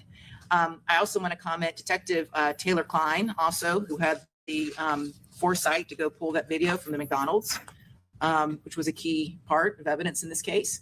And really the cooperation amongst law enforcement in the state of Florida, it's really remarkable. I want to commend the Jacksonville Sheriff's Office, the gang unit. I think it's a 12-member unit. And just based upon what I know anecdotally about the situation in Jacksonville, I don't know that it has improved, but a 12-gang unit just doing their best to deal with all of the gang violence in that community, that a lot is asked of them. And specifically, I want to note Detective Nader and Detective Draback. They, again, worked tirelessly on this case. They worked hand in glove with Detective Ramos. And again, Detective Draback having the wherewithal to know to go into the Walmart and pull the video like that. That's good old-fashioned detective work that really yielded results for the state of Florida. I also want to commend the cooperation with the Polk County Sheriff's Office, the Gwinnett County Police Department, and I believe it was at Putnam County that found that provided the telephone for Darius Beals. Was that the Clay County Sheriff's Office? I mean, it really is remarkable. And again, in not every state in the United States of America do you have agencies that work that well together with a common goal. So, I mean, that part of it was just very, very, very impressive. I really don't know what to say about what's going on in Jacksonville again, and I don't know if it's getting better or not, but I was stunned. And when I was sitting there listening to the evidence and just the trail of dead bodies, just one young man after the next, just cut down in the prime of their lives. I mean, it's shocking. It is shocking. And I just can't believe that any community, if they're made aware of it, will stand by and put up with that. I mean, it's just tragic. And, Mr. Jones did not deserve to die for what he did or what he the drill rap videos he made. But goodness gracious, going and desecrating the gravesite of a murdered relative is, you don't deserve to be killed for that, but you just increased your odds that it was going to happen. And that's the truth. That is the truth. So I'm not at all, again, stating that he deserved it, but it's just shocking. It's shocking to me. And I do have great sympathy for the defendants. You all, for the most part, are young men. And some of you have children. And now for what? For what? Now you're looking at life in prison. And what was it for? And I really appreciate Mr. Gathright and Mr. Chance really speaking to your community. Like, these decisions that are made can have unalterable changes that you can't come back from. There's no coming back from them. You either end up dead or incarcerated for life. And I feel like, you gentlemen had much more to offer this world. You did, and you do. And so, in particular, Mr. Rashad Murphy and Davion Murphy, listen, there's no question you guys had a difficult childhood. There is no question. The hand that you were dealt from Jump Street was not the best. There is no question about that. Again, it's not an excuse, but I do acknowledge it. Mr. Chance and Mr. Gathright, you all, unlike the Murphys, you all did have positive role models in your life. Mr. Chance, you had a dad that testified and appeared to be a good role model, and a stepfather that cared about you. And Mr. Gathright, as you acknowledged, you had so many opportunities that most people don't have. I mean, you started off, you're the hand that you were dealt, the cards that you were dealt were pretty good. They were pretty darn good, better than the average person. So it's particularly hard. I am heartbroken for you. I'm heartbroken for your family members. I'm heartbroken for your children. I am. So I do have great sympathy, but you have been convicted, and it was a horrible crime that was committed, and there is a price to be paid, and there's just no way around that. I do find it remarkable, and I hope that you can maintain your positive outlook. Each of you still has a life of value. And going forward, the quality of the life that you have every day will come down to the choices you make. And so I hope that you continue to make choices, and you realize you do have value and you can contribute. And you started today by speaking to the members of your community, particularly the younger men, that this is not the way to go. It's not. It's not, because look, we have Charles Jones is dead and 4 people who will now spend life in prison. And again, all for what? For what? Nothing. Over nothing. Turf warfare, drill rap videos. I mean, it really is nothing. So one thing I found that was when I was listening to the testimony, I think when Robert Howard testified, he testified that Jacksonville was the new little Chicago. And I almost fell out of my chair because I can't even imagine anyone in Jacksonville wanting that comparison. So I was curious. I looked it up, and who knows if this is accurate, but apparently in Chicago last year, there were 406 homicides. A quarter of that was gang related. That's about 104 people dead, poof, gone. For what? For what? So I just want you all to know that. And I really do hope that, at least in the community of Jacksonville, that there are serious changes. I don't know why the scourge of gang violence has cropped up. I have no idea. I really am not familiar with Jacksonville. I don't know the whys, but I hope that the community does come together to end it, because Jacksonville just can't keep losing so many young men cut down in the prime of their lives. Can't do it. Continue doing it. So, okay. Anything further before I pronounce sentence? No, Your Honor. Nothing on behalf of Rashawn Murphy. No, Your Honor, on behalf of Davion Murphy. All right. So, Mr. Chance, I'm going to start first. I'm going to adjudicate you guilty. Count 1, sentence you to mandatory life without the possibility of parole. Count 2, I will adjudicate you guilty, sentence you to life to run concurrent with count 1. Mr. Gathright. On count 1, I will adjudicate you guilty, sentence you to life without the possibility of parole. You also have a 20-year minimum mandatory sentence. On count 2, the conspiracy, I will sentence you to 30 years in prison to run concurrent. Count 3, attempted murder in the second degree, I will sentence you to 30 years Florida State Prison with a 20-year minimum mandatory sentence, again to run concurrent with all other counts. On count 4, attempted murder in the second degree, adjudicate you guilty and sentence you to 30 years prison with a 20-year minimum mandatory sentence, again to run concurrent with all other counts. Count 5, adjudicate you guilty, sentence you to 30 years Florida State Prison with a 20-year minimum mandatory sentence, again to run concurrent with all other counts. And on count 6, adjudicate you guilty, sentence you to 5 years Florida State Prison, again to run concurrent. And again, for you and Mr. Chance, giving you credit for all time served. As to Davion Murphy, I will adjudicate you guilty of first-degree premeditated murder, sentence you to life in prison without the possibility of parole, and you will have a 20-year minimum mandatory sentence as part of the life sentence. Count 2 on the conspiracy, adjudicate you guilty, sentence you to life to run concurrent. On the attempted murders, counts 3, 4, and 5, I will adjudicate you guilty of each of those, sentence you to life in prison with a 20-year minimum mandatory sentence on each, again to run concurrent with all of the other counts, and again, giving you credit for all time served. And finally, Mr. Rashad Murphy, I will adjudicate you guilty of murder in the first degree, sentence you to life in prison without the possibility of parole, and you will also receive a 20-year minimum mandatory sentence. On count 2, conspiracy, adjudicate you guilty, sentence you to life in prison to run concurrent with count 1. On counts 3, 4, and 5, I will adjudicate you guilty on each of those, sentence you to life in prison, each year minimum mandatory, again to run concurrent with all other counts, and giving you credit for all time served. All right, anything further? No, Your Honor. I do wish you gentlemen the best. I really do, to make the most of your lives going forward. And you do have 30 days to appeal the judgment and sentence of this court. All right. Thank you all. We're concluded.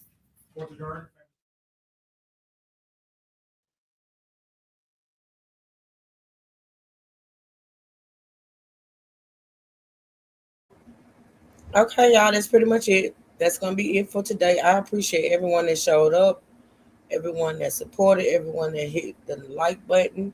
If you are in here and you enjoyed the content, please make sure you subscribe to the channel, hit that notification bell so you will be notified each and every time I go live. Are there any questions, concerns, anything?